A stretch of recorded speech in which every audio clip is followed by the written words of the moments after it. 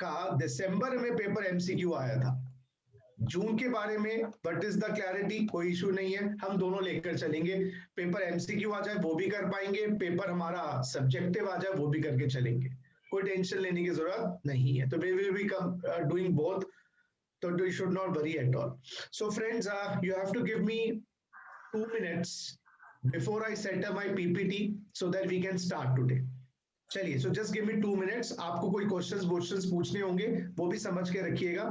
Just give me 2 minutes.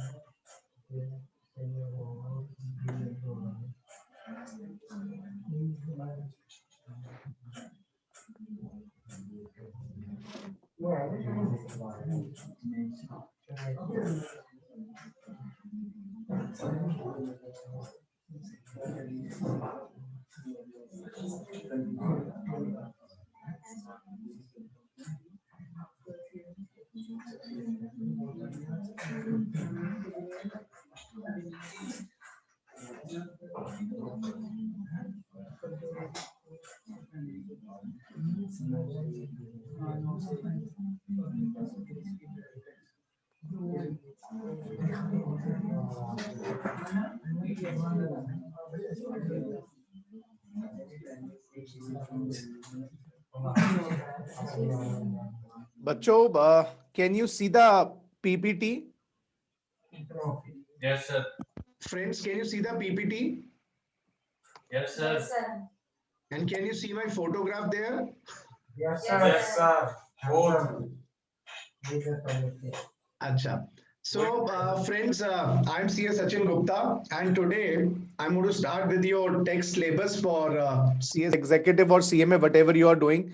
हाँ, CMA people have less syllabus because उनके syllabus में खाली direct text है, आप direct text के लिए आए हैं, लेकिन जो CS executive के students हैं उनका direct text और indirect text भी होगा। तो ये मान लीजिए कि जो हमारा direct text है CMA का वो सारा included है CS executive में, साथ में indirect text भी है। हो क्या रहा है, मैं आपको थोड़ा सा क्लैरिटी दे दूं कि सीएमए का इनडायरेक्ट टैक्स का सब्जेक्ट सेकंड ग्रुप में है, यहां पर सीएस एग्जीक्यूटिव में एक ही सब्जेक्ट है, फर्क समझ लो। तो सीएस एग्जीक्यूटिव में डायरेक्ट टैक्स और इनडायरेक्ट टैक्स एक ही में 100 नंबर का पेपर बना दिया, वेयर एज सीएमए में वो दो पेपर है, एक ग्रुप 1 में डायरेक्ट टैक्स जिसके लिए आप आए हैं और ग्रुप 2 में इनडायरेक्ट टैक्स। ठीक है, चलिए। सो फ्रेंड्स, जो आज मैं करवाने वाला हूं, थोड़ा सा आपको जान पहचान करवाने वाला हूं टेक्स्ट को लेकर। कुछ रूल्स हैं क्लास के, there are some rules of the class which I want you to follow. और रूल्स इस प्रकार हैं कि आपको रेगुलरली क्लासेस अटेंड करनी है, ये तो बहुत इंपॉर्टेंट बात है। मुझे आप 10 सेकंड और दीजिए, मुझे आप 10 सेकंड और दीजिए, मैं सारी चीजें एक बार सेट कर दूं सो दैट मुझे कोई दिक्कत ना हो, ना आपको कोई दिक्कत हो।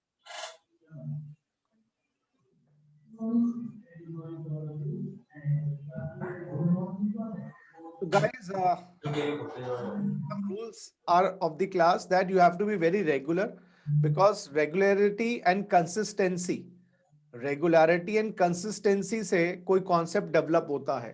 तो आपने एक क्लास अटेंड करी, एक छोड़ दी है, you attend one, don't do like this until unless it is very necessary to leave the class. Attentive and alert you have to be, appear for all tests, develop interest in the text. Obviously if you want to study any subject, जब तक उससे प्यार नहीं करोगे तो मजा नहीं आने वाला है।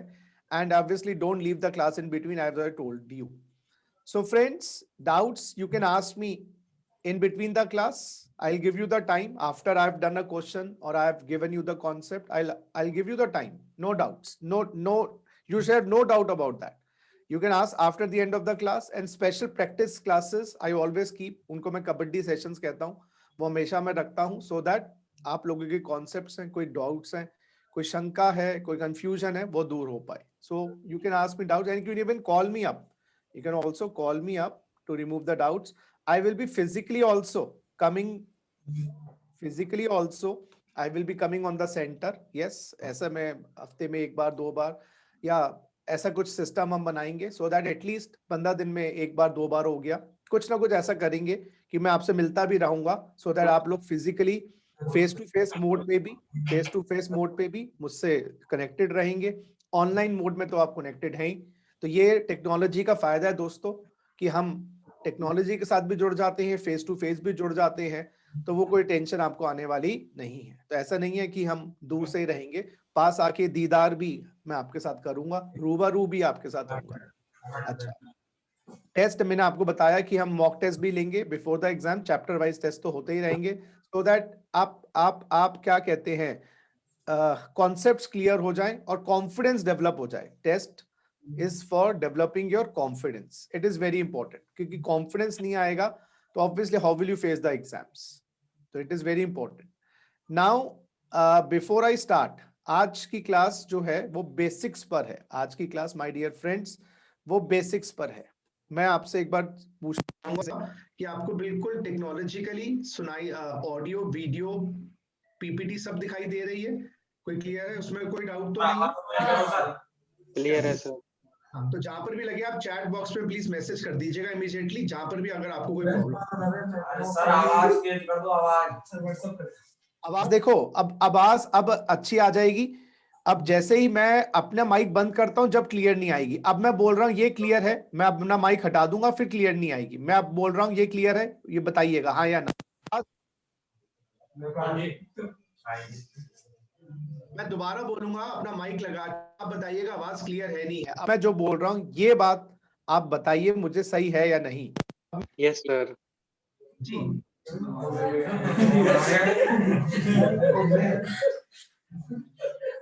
क्या हुआ बताओ तो, प्लीज प्लीज बताओ भैया, आवाज बताओ।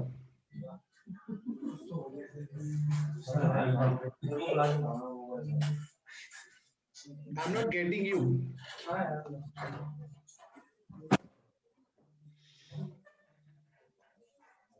हाँ जी, आवाज क्लियर है नहीं? बताओ तो सही बच्चों, बदमाशों। Kapil Kapil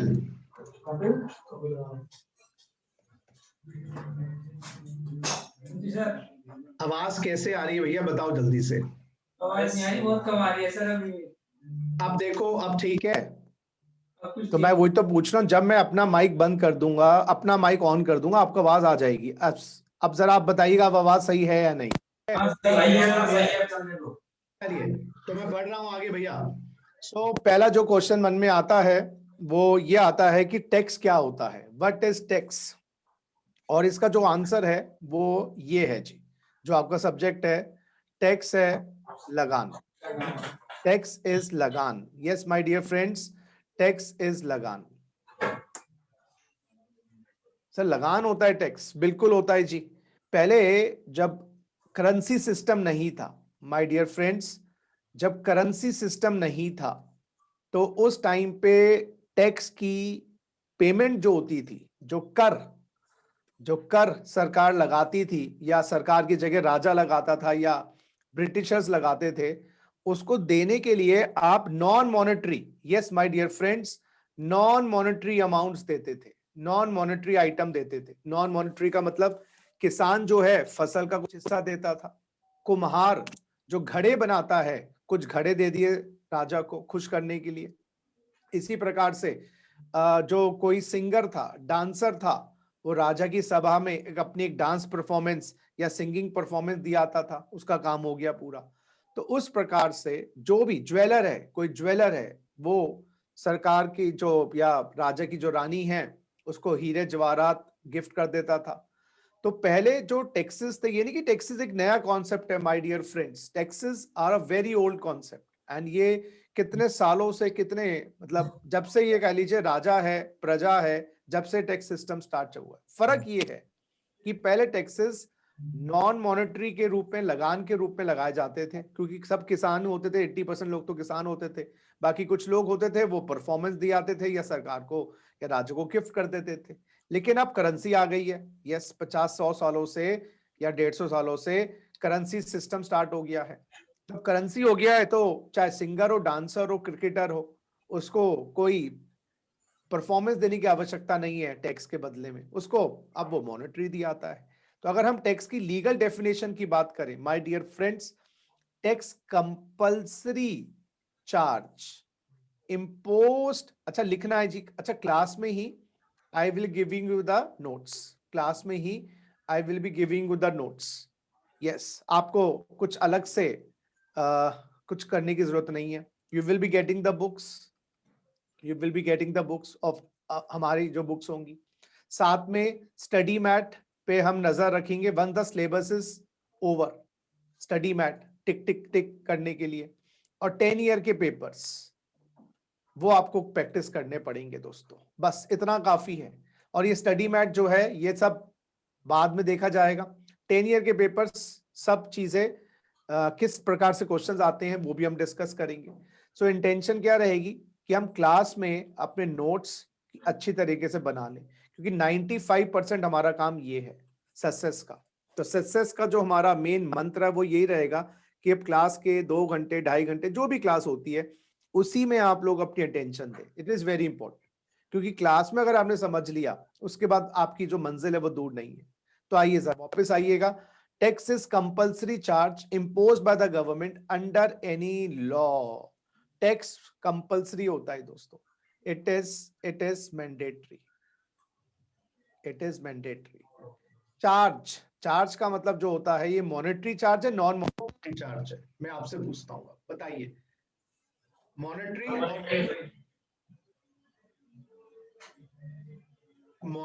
non monetary? Monetary. अब ये मॉनेटरी हो गया है, पहले ये नॉन मॉनेटरी होता था। तो taxes are mandatory and monetary imposed by the government. Imposed का मतलब लेवीड, लगाया जाता है बाय द सरकार। मेरा आप लोगों से क्वेश्चन, ये कौन सी सरकार है जी जो टैक्स लगाती है? Which government is it? Modi सरकार? Both, very good. It is both central government as well as state government, central government as well as state government. क्योंकि हमारे कॉन्स्टिट्यूशन में article 246 of the constitution, my dear friends, article 246 of the constitution, tax लगाने की power या तो केंद्र सरकार के पास है या राज्य सरकार के पास है। यस, केंद्र सरकार के पास या राज्य सरकार के पास, या दोनों मिलकर भी लगा सकते हैं। वो जीएसटी है, वो आर्टिकल 246A है, वो आर्टिकल 246A है जीएसटी का। क्योंकि जीएसटी जो है ना, जीएसटी जो है वो दोनों गवर्नमेंट मिलकर लगाती है। तो जरा आप लिख सकते हैं for GST article 246A, for other taxes article 246। तो रिपीट करता हूं, फर्क क्या है? आर्टिकल 246 कहता है टैक्सेस या तो सेंट्रल गवर्नमेंट लगाएगी या स्टेट गवर्नमेंट लगाएगी, उसमें पावर्स डिवाइडेड है। लिखिए जरा, एक सेकेंड बच्चों, व्हाइट बोर्ड ऑन कर रहा हूं, जरा एक second.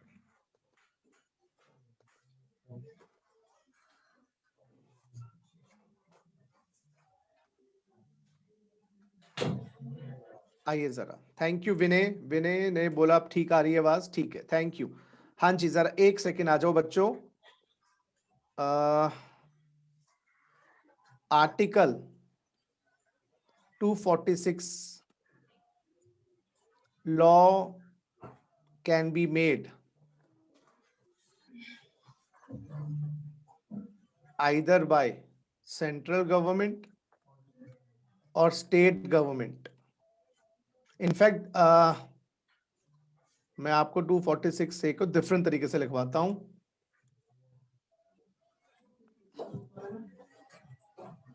Taxes can be levied by central government or state government. Taxes can be levied by the central government or the state government. और article 246A GST is levied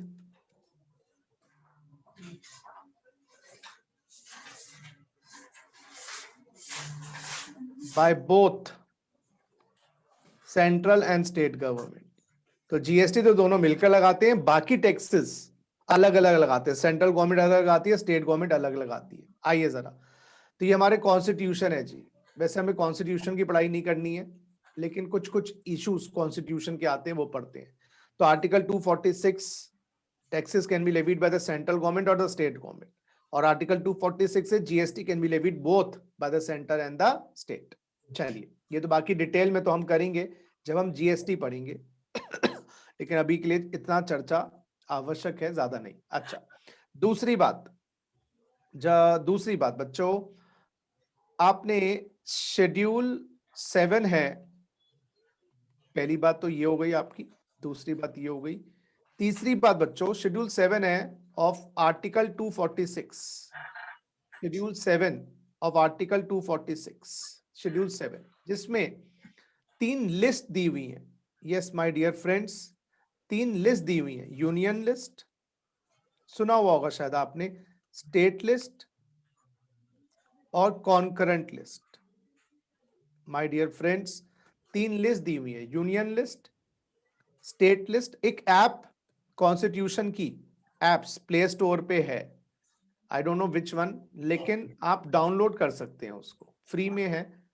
उससे क्या होता है, कॉन्स्टिट्यूशन की सॉफ्ट कॉपी आपके पास होगी, soft copy of the constitution, तो उसको बीच बीच में रेफर करेंगे कभी कभार, तो आपको समझ भी आएगा, तो नॉलेज भी बढ़ेगी। क्योंकि ultimately tax is based on law and laws are based on constitution. Constitution के अगेंस्ट तो कुछ हो ही नहीं सकता। और जब मैंने कहा था डेवलप इंटरेस्ट इन टैक्स, तो टैक्स में इंटरेस्ट जब भी डेवलप होगा जब आप नॉलेज बेस्ड पढ़ाई करेंगे। तो जब आप नॉलेज एंड कॉन्सेप्ट बेस्ड चीजें पढ़ोगे तो इंटरेस्ट अपने आप आएगा। जब आप रट्टाफिकेशन करोगे चीजों को, तो जब लगेगा चीजों को भगाओ या फिर उसको कंप्लीट करो। लेकिन जब आप नॉलेज और कॉन्सेप्ट बेस्ड काम करेंगे तो ऑटोमेटिकली माय डियर फ्रेंड्स, आपका जो इंटरेस्ट है, जो मन है, वो लग जाएगा। और जिस चीज में मन लग जाए उसको रटना नहीं पड़ता, वो चीजें अपने आप समझ आ जाती है। बात समझ रहे हैं?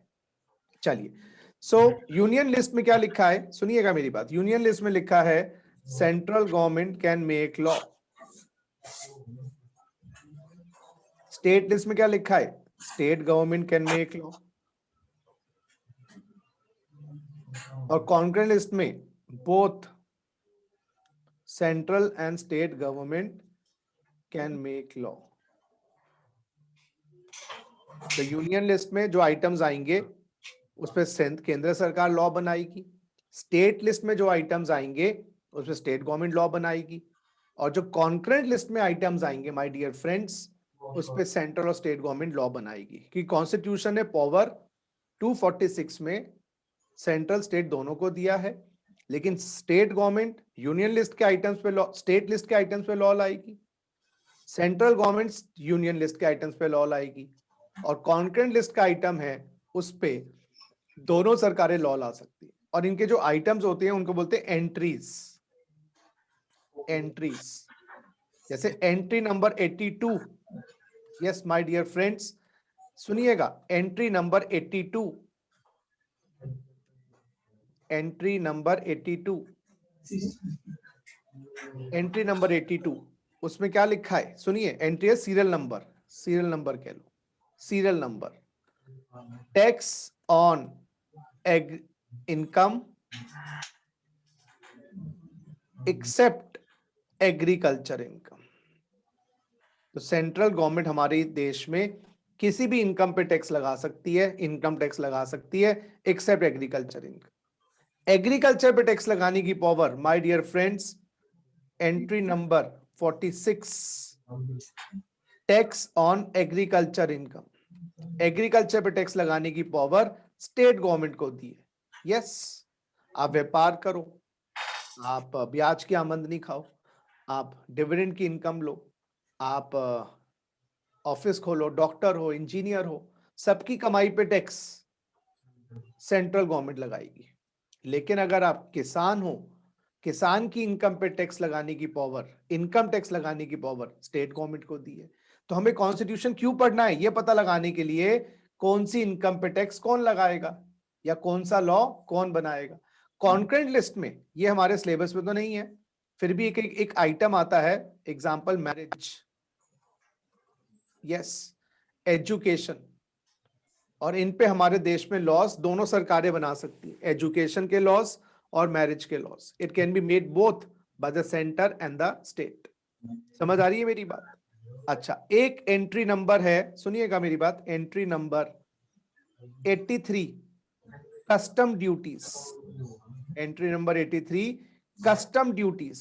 यस, हमारे देश के अंदर जब इंपोर्ट और एक्सपोर्ट ऑफ गुड्स होते हैं, yes my dear friends, import और export of goods, import oblique export of goods, जिसपे इंपोर्ट ड्यूटी और एक्सपोर्ट ड्यूटी लगती है, उस पे भी लॉ कौन लेके आएगा? Central government. और इनकम टैक्स का कानून जो पास किया हुआ है वो है हमारा income tax act 1961, income tax act 1961।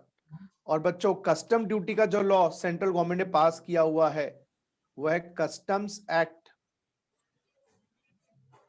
Yes, customs act,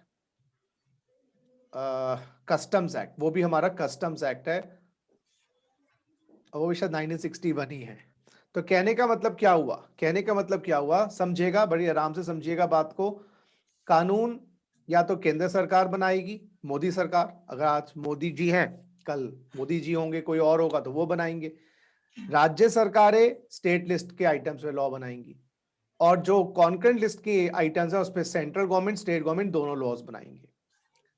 central government की एक एंट्री है, entry number 82, entry number 82, taxes on income except agriculture income, कि खेती बाड़ी को छोड़ के केंद्र सरकार हिंदुस्तान में कोई भी इनकम उस पर टैक्स लगा सकती है, और इसलिए गवर्नमेंट ने पास किया हुआ income tax act 61। Entry number 46, tax on agriculture income, खेती की इनकम पे टैक्स लगाने की पावर, किसान की इनकम पे टैक्स लगाने की पावर स्टेट को दी गई। इनकम टैक्स की बात कर रहा हूं, इनकम टैक्स कानून बनाने, एग्रीकल्चर को रिस्ट्रिक्ट करने की बात नहीं कर रहे। जो आजकल किसान कानून पास हो रहे हैं वो सेंट्रल गवर्नमेंट इनकम की बात नहीं कर रही है, उनको मार्केटिंग कैसे होगी, डिस्ट्रीब्यूशन कैसे होगा, वो लॉ बना रहे हैं। हाँ, इनकम का लॉ सेंट्रल गवर्नमेंट ला ही नहीं सकती किसान की इनकम पे टैक्स लगाने की पावर, क्योंकि टैक्स लगाने की पावर स्टेट को दी है। और जैसे मैरिज हो गया, एजुकेशन हो गया, इस पे दोनों गवर्नमेंट लॉ ला सकती है। एक एंट्री नंबर 83 है बच्चों, वह कस्टम ड्यूटीज, इंपोर्ट और एक्सपोर्ट पे टैक्स लगाने की पावर केंद्र सरकार को दी है। जैसे कस्टम्स एक्ट गवर्नमेंट ने पास किया हुआ है, सेंट्रल गवर्नमेंट ने। और जीएसटी जो लगाया जाता है, यस माय डियर फ्रेंड्स, वो आर्टिकल 246A, ये देखिए जरा, आर्टिकल 246A, वो जीएसटी दोनों लगाती है, सेंट्रल और स्टेट गवर्नमेंट। तो अब मैं आपसे पूछूंगा, अब आप आंसर दीजिएगा। अब मैं आप आंसर पूछूंगा, क्वेश्चन पूछूंगा, आप आंसर दीजिएगा। क्वेश्चन है, सैलरी की इनकम पे टैक्स कौन लगाएगा? सैलरी की इनकम पे टैक्स कौन लगाएगा? सेंट्रल और state government? Central government. Central government या स्टेट गवर्नमेंट? सेंट्रल। बहुत बढ़िया। बिजनेस की इनकम पे, जो व्यापार होता है, बिजनेस की इनकम पे टैक्स कौन लगाएगा? Central, state? बहुत बढ़िया। इंटरेस्ट और डिविडेंड की इनकम पर, ब्याज भाड़ी की इनकम है, डिविडेंड की इनकम है, इस पे अगर टैक्स लगाना है, इनकम टैक्स लगाना है, तो कौन लगाएगा? सेंट्रल और स्टेट? सेंट्रल। सेंट्रल। अच्छा जी। एनिमल हस्बेंड्री की इनकम पे, आपका जानवर पशुपालन व्यवसाय, animal husbandry, income tax, animal husbandry की इनकम, पशुपालन व्यवसाय की कमाई पे इनकम टैक्स कौन लगाएगा? नहीं, सेंट्रल गवर्नमेंट। स्टेट गवर्नमेंट एक चीज पे टैक्स लगाएगी, वो है एग्रीकल्चर, और एग्रीकल्चर में जानवर पालन व्यवसाय नहीं आता। एनिमल हस्बेंड्री नहीं आता। फिशिंग मच्छी पालन व्यवसाय नहीं आता। पोल्ट्री फार्मिंग वो मुर्गी पालन व्यवसाय, पोल्ट्री फार्मिंग वो भी नहीं आता। डेयरी फार्मिंग गाय भैंस पाल रखी है, डेयरी फार्मिंग वो भी नहीं आता। तो फार्मिंग, सारी फार्मिंग एग्रीकल्चर नहीं है, सारी फार्मिंग एग्रीकल्चर नहीं है, यानी कि इनको करने वाले फार्मर नहीं है। फार्मर का मतलब हमारा जो मिट्टी से चीजें उगाई जाती हैं उसको एग्रीकल्चर माना जाता है इनकम टैक्स में। तो एग्रीकल्चर का मतलब है cultivation of land, cultivation of land. अब अगर मैं बोलूं डेयरी फार्मिंग की इनकम, डेयरी फार्मिंग का इनकम पे टैक्स कौन लगाएगा? Again central government. अच्छा, और अगर मैं बोलूं growing rice, pulses, vegetables, state fruits, government, fruits, cotton, rubber, T, etcetera, इस पे अगर इसको लगाना है, किसको लगाना है? इनकम टैक्स लगेगा इसकी इनकम पे, तो कौन लगाएगा? State government. Yes my dear friends, state government लगाएगी। अच्छा, import of goods, import of goods कौन टैक्स लगेगा? बाहर से हिंदुस्तान में गुड्स आ रहे हैं, कौन सी गवर्नमेंट टैक्स लगाएगी? इंपोर्ट ऑफ गुड्स पे बताइएगा कौन सी गवर्नमेंट टैक्स लगाएगी? Central government. और क्या टैक्स का नाम क्या होगा? हाँ हाँ, अभी अभी वैसे मैं बताऊं, बहुत अच्छी बात, ये जिसने जीएसटी बोला वो भी गलत नहीं। कौन, किस नाम बताइएगा जिसने बोला जीएसटी? सुमित। बिल्कुल। अभी जीएसटी जो होता है वो भी गुड्स पे लगता है, सर्विसेज पे लगता है, लेकिन अभी मैं जीएसटी का ज्यादा तवज्जो नहीं दे रहा हूं क्योंकि मैं इनकम टैक्स या डायरेक्ट टैक्स से शुरू करने वाला हूं। लेकिन आप सुमित, आप भी गलत नहीं हो, लेकिन अभी मैं बोलूंगा इस पे कस्टम ड्यूटी लगेगी, कस्टम ड्यूटी लगेगी, सेंट्रल गवर्नमेंट लगाएगी, लेकिन yes also covered under GST. अभी ज्यादा कॉम्प्लिकेटेड हो जाएगा, इसलिए इस पॉइंट को लिख ही लो, बाद में जब जीएसटी पढ़ना होगा देखेंगे। अच्छा, अब सुनिएगा मेरी बात। और जीएसटी जो होता है वो कौन सी सरकार लगाती है? बताइएगा। बहुत, सेंट्रल प्लस स्टेट गवर्नमेंट। मैं आपको दोबारा रिपीट करूंगा, ज्यादातर जीएसटी आने से पहले टैक्सेस डिवाइडेड थे। भाई मम्मी का काम ये है, पापा का काम ये है। पापा कमाएंगे, मम्मी घर को चलाएंगी, या मम्मी कमाएंगी, ऐसा भी हो सकता है पापा घर को संभालेंगे। बात समझो, वो थे आज तक। लेकिन जब से जीएसटी आया, गुड्स एंड सर्विस टैक्स आया, तो वहां पर दोनों मिलकर लगाते हैं। तो जितने भी टैक्सेस हैं वो 246 ए के अंतर्गत, 246 आर्टिकल के अंतर्गत लगाए जाते हैं। जीएसटी जो लगाया जाता है मेरे प्यारे बच्चों, 246 ए के अंतर्गत लगाया जाता है। थोड़ी थोड़ी बातें आज, बुनियादी बातों पे जोर डालेंगे, ज्यादा दिमाग नहीं लगाने वाले आज, ठीक है? आगे बढ़ते। तो पहली बात, टैक्सेस कंपल्सरी होते हैं, मैंडेटरी होते हैं, ऑप्शनल नहीं होते, देने हैं, देने पड़ेंगे। चार्ज होता है, मॉनेटरी चार्ज होता है, आपके ऊपर चॉइस नहीं है कि आप दो ना दो, देना पड़ेगा। और ये करेंसी के रूप में, मैं नाच के दिखा दूं, मैं गा के दिखा दूं, है ना, ऐसा कुछ नहीं होता। मैं पढ़ाता हूं, गरीब बच्चों को पढ़ा आता हूं जाके, मेरा काम हो गया टैक्स देना। गवर्नमेंट कहती है आप पढ़ा लो गरीब बच्चों को, लेकिन आपको टैक्स तो देना पड़ेगा क्योंकि मॉनेटरी चार्ज है। आप नॉन मॉनेटरी तरीके से टैक्स की अदायगी नहीं कर सकते। कि भाई दुकान वाला हो सकता है आपकी बात मान ले, आप साबुन और राशन लेने गए, आपके पास पैसे नहीं थे, आपने बदले में ना मोबाइल फोन दे दिया, वो मान ले बात, लेकिन गवर्नमेंट नहीं मानेगी। आप बोलेगी, वो बोलेगी मोबाइल फोन बेचाओ, पैसा हमें जमा करवाना। दूसरी बात, सरकार लगाती है, ज्यादातर या तो सेंट्रल गवर्नमेंट टैक्स लगाएगी या स्टेट गवर्नमेंट लगाएगी, लेकिन जीएसटी दोनों सरकार के मिलकर लगाती है, अदरवाइज बाकी टैक्सेस डिवाइडेड है। नेक्स्ट, अंडर एनी लॉ, कोई ना कोई टैक्स के पीछे लॉ होगा और लॉ के पीछे एक्ट होगा, लॉ के पीछे एक्ट होगा। तो इनकम टैक्स लगाया जाएगा इनकम टैक्स एक्ट के माध्यम से, जीएसटी लगाया जाएगा जीएसटी एक्ट के माध्यम से, और कस्टम ड्यूटीज कस्टम्स एक्ट के माध्यम से लगाई जाएंगी। बिना एक्ट के, बिना लॉ के कोई टैक्स हिंदुस्तान में लगाया नहीं जा सकता। क्या आपको लॉ मेकिंग प्रोसेस पता है? लॉ कैसे बनता है? किसी को कुछ आइडिया हो? हाउ डज सेंट्रल गवर्नमेंट या state government makes a law? आज नहीं आ रही सर। आवाज नहीं आ रही है तो आ जाएगी।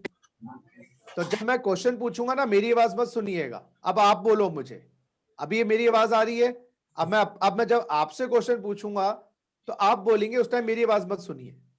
बताइए। सर यहीं आ जाएगा। अभी आवाज की प्रॉब्लम आती नहीं है, आज आपको क्यों आ रही है इतनी? एक बार आप सेटिंग चेक करवाओ।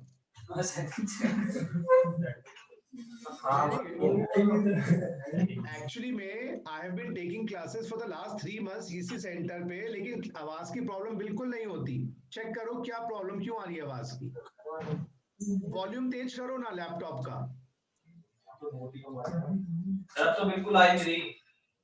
वही तो वॉल्यूम चेंज, वॉल्यूम जो बटन होता है ना, लैपटॉप पे देखो वॉल्यूम बटन हो गया कहीं ना कहीं।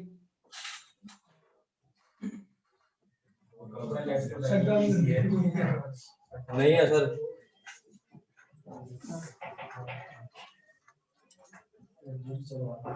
वॉल्यूम बटन चेक करो। चेक किया वॉल्यूम बटन?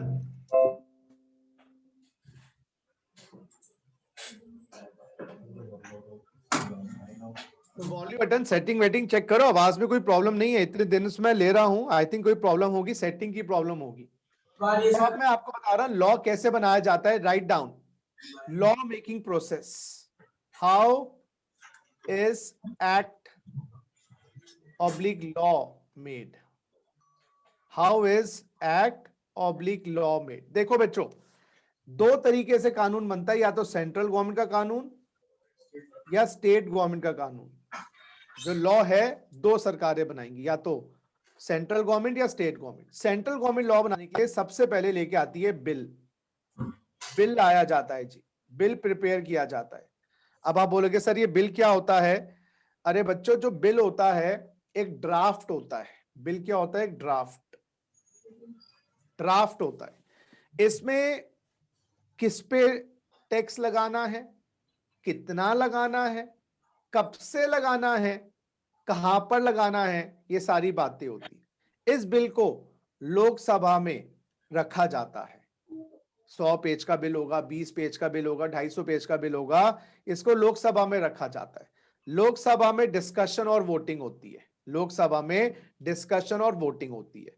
वहां पर कांग्रेस के, बीजेपी के, समाजवादी पार्टी के और बहुजन समाज पार्टी के, आम आदमी पार्टी के जो सांसद होते हैं वो आपस में डिस्कशन करते हैं। वहां से पास होने के पास ये जाता है राज्यसभा। राज्यसभा में भी सांसद होते हैं, सचिन तेंदुलकर साहब, जया बच्चन जी, ये कुछ वरिष्ठ पर्सनालिटीज हैं जो राज्यसभा में हैं, और भी बहुत पॉलिटिशियंस हैं। यहाँ पर डिस्कशन वोटिंग होती है। उसके बाद राज्यसभा से बिल को भेजते हैं प्रेसिडेंट साहब के पास, रामनाथ कोविंद जी के पास। प्रेसिडेंट साहब उस पे हस्ताक्षर कर दें तो वो बिल बन जाता है एक्ट। और एक्ट का मतलब है एक्शन, एप्लीकेबल। ये एक्ट फिर एप्लीकेबल इन इंडिया हो जाता है, एप्लीकेबल इन इंडिया। तो जब तक प्रेसिडेंट साहब साइन नहीं करेंगे हमारा बिल एक्ट नहीं बनेगा। एक्ट नहीं बनेगा, कानून पक्का नहीं होगा, कच्चा रह जाएगा और देश में लागू नहीं होगा। लेकिन स्टेट गवर्नमेंट, दिल्ली सरकार, बिहार सरकार, यूपी सरकार कोई कानून बनाए, वो क्या करेंगे? वो भी बिल बनाएंगे। मेरा क्वेश्चन ये है आप लोगों से, केजरीवाल जी ने बिल बनाया, योगी जी ने बिल बनाया, खट्टर साहब ने बिल बनाया, या और भी किसी स्टेट के चीफ मिनिस्टर ने बिल बनाया, वो बिल को रखा कहां जाएगा? मेरा क्वेश्चन ये। विधानसभा। क्या बात है, क्या बात है। स्टेट लेजिस्लेचर, वहां पर भी विधानसभा, विधान परिषद, ये सब चीजें होती हैं। अब यहां पर पास होने के बाद कहां जाएगा ये बताइए।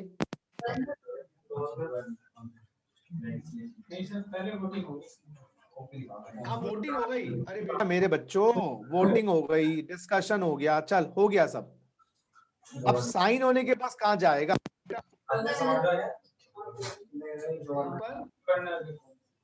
गवर्नर के पास। क्या बात है यार, तुम कह रहे तुम्हें आता नहीं है, सब कुछ तो तुम्हें आता है, तुम्हें तो पढ़ने की जरूरत ही नहीं है। तो bill, state legislature, governor, governor के बाद वो बन जाती है एक्ट। दिल्ली सरकार और सेंट्रल गवर्नमेंट के ये तो झगड़े चलते हैं, क्योंकि गवर्नर होता है सेंट्रल गवर्नमेंट के द्वारा नियुक्त किया हुआ पर्सन। वैसे तो उसको इंडिपेंडेंट रहना चाहिए, लेकिन केंद्र सरकार कह सकती है भाई ये साइन मत करियो, तो बिल अटक जाता है स्टेट गवर्नमेंट का। अब स्टेट गवर्नमेंट होती रहती है। ये इसलिए भी किया गया, देखो स्टेट गवर्नमेंट मनमानी ना, देखो हमारे कॉन्स्टिट्यूशन मेकर्स की ब्रेन्स देखो, हमारी स्टेट्स पावरफुल है, लेकिन ऐसा नहीं है कि वो अपनी मनमानी से कोई भी बिल पास कर दे, क्योंकि जब तक गवर्नर साइन नहीं करेगा काम नहीं चलेगा, और गवर्नर सेंट्रल गवर्नमेंट का होता है। तो हर जगह चेक और बैलेंस हमारे सिस्टम में है। और जब तक एक्ट नहीं, अच्छा एक्ट बनने के बाद वो स्टेट में एप्लीकेबल हो जाएगा, applicable in state. Central government का हिंदुस्तान में एप्लीकेबल होगा, और स्टेट का होगा स्टेट के अंदर। तो यूपी का यूपी में, बिहार का बिहार में, दिल्ली का दिल्ली में। तो बिना कानून के टैक्स लगाया नहीं जाता। तो जो टैक्स का सब्जेक्ट है ना, वो लॉ ही है। बस मैं आपको टैक्स लॉ पढ़ाऊंगा, या डायरेक्ट टैक्स लॉ हो गया, इनडायरेक्ट टैक्स लॉ हो गया, तो है तो लॉ ही है। तो जो बारीकियां आप कंपनी लॉ में पढ़ेंगे, लॉ की बारीकियां, वो लॉ की बारीकियां, लॉ के तरीके वो इधर भी हैं। समझिएगा मेरी बात। चलिए नेक्स्ट, बहुत important question, why are taxes levied? लिखिए जरा क्वेश्चन नंबर 2, लिखिए वाई आर टैक्सेस लेवीड। हमें तो बड़ा दुख लगता है ना, बहुत दर्द होता है, टैक्स लगता है, लेकिन सरकार क्यों लगाती है? इसके पीछे आप ये देखिए जी, मेट्रो प्रोजेक्ट, दिल्ली का metro project I think world में one of the best systems है। अगर दिल्ली में मेट्रो नहीं होती, क्या हाल ट्रैफिक का होता।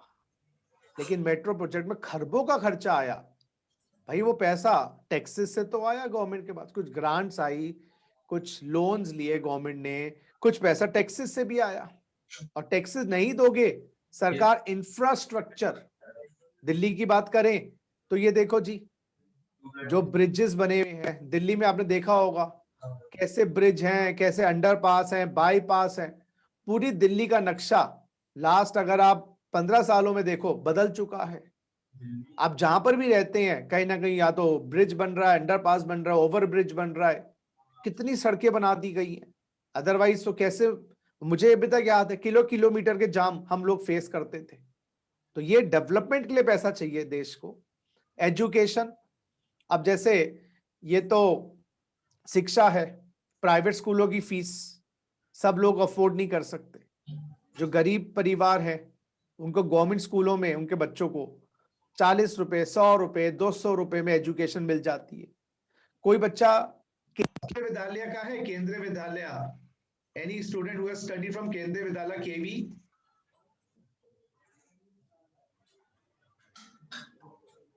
अच्छा, केंद्रीय विद्यालय का स्टैंडर्ड भी बहुत अच्छा है, और यहाँ की भी फीस 400-500 रुपए ही है। सेंट्रल स्कूल्स कहते हैं इसको, केंद्रीय विद्यालय को सेंट्रल स्कूल्स। तो ये सब स्कूल्स गवर्नमेंट बनाती है। सस्ती फीस क्यों लेती है? क्योंकि पैसे टैक्सेस से मिल जाते हैं, तो गवर्नमेंट का काम चल जाता है। हेल्थ केयर, ये 2 बूंद जिंदगी की, और अब तो कोविड की जो वैक्सीन है गवर्नमेंट फ्री में बांट रही है। दिल्ली गवर्नमेंट फ्री में बांट रही है, कहीं स्टेट गवर्नमेंट बांट रही है फ्री में। तो पैसा टैक्सेस से तो आ रहा है, जब भी तो हेल्थ केयर और एजुकेशन गवर्नमेंट दे पाती है। डिफेंस, ये चाइना का हाल देख लो, लास्ट के 1 साल में हमने देखा ही होगा कि भाई कितना हमारे बॉर्डर्स पे आके खड़े हो जाते हैं, एक साइड पे पाकिस्तान, एक साइड पे चाइना है, कितने हॉस्टाइल, कितने नेगेटिव नेबर्स के साथ हम लोग हैं।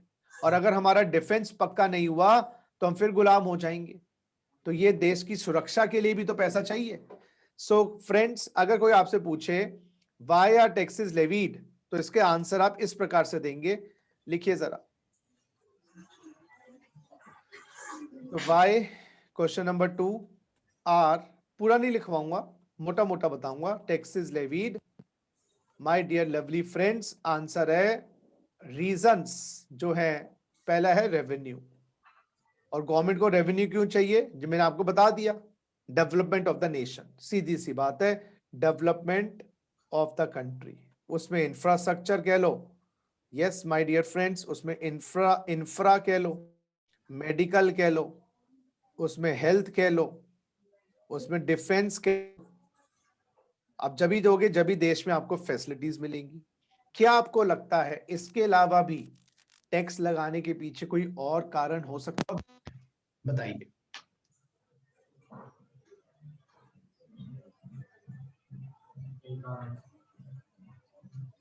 इसके अलावा भी कोई टैक्स लगाने का कारण हो सकता है क्या?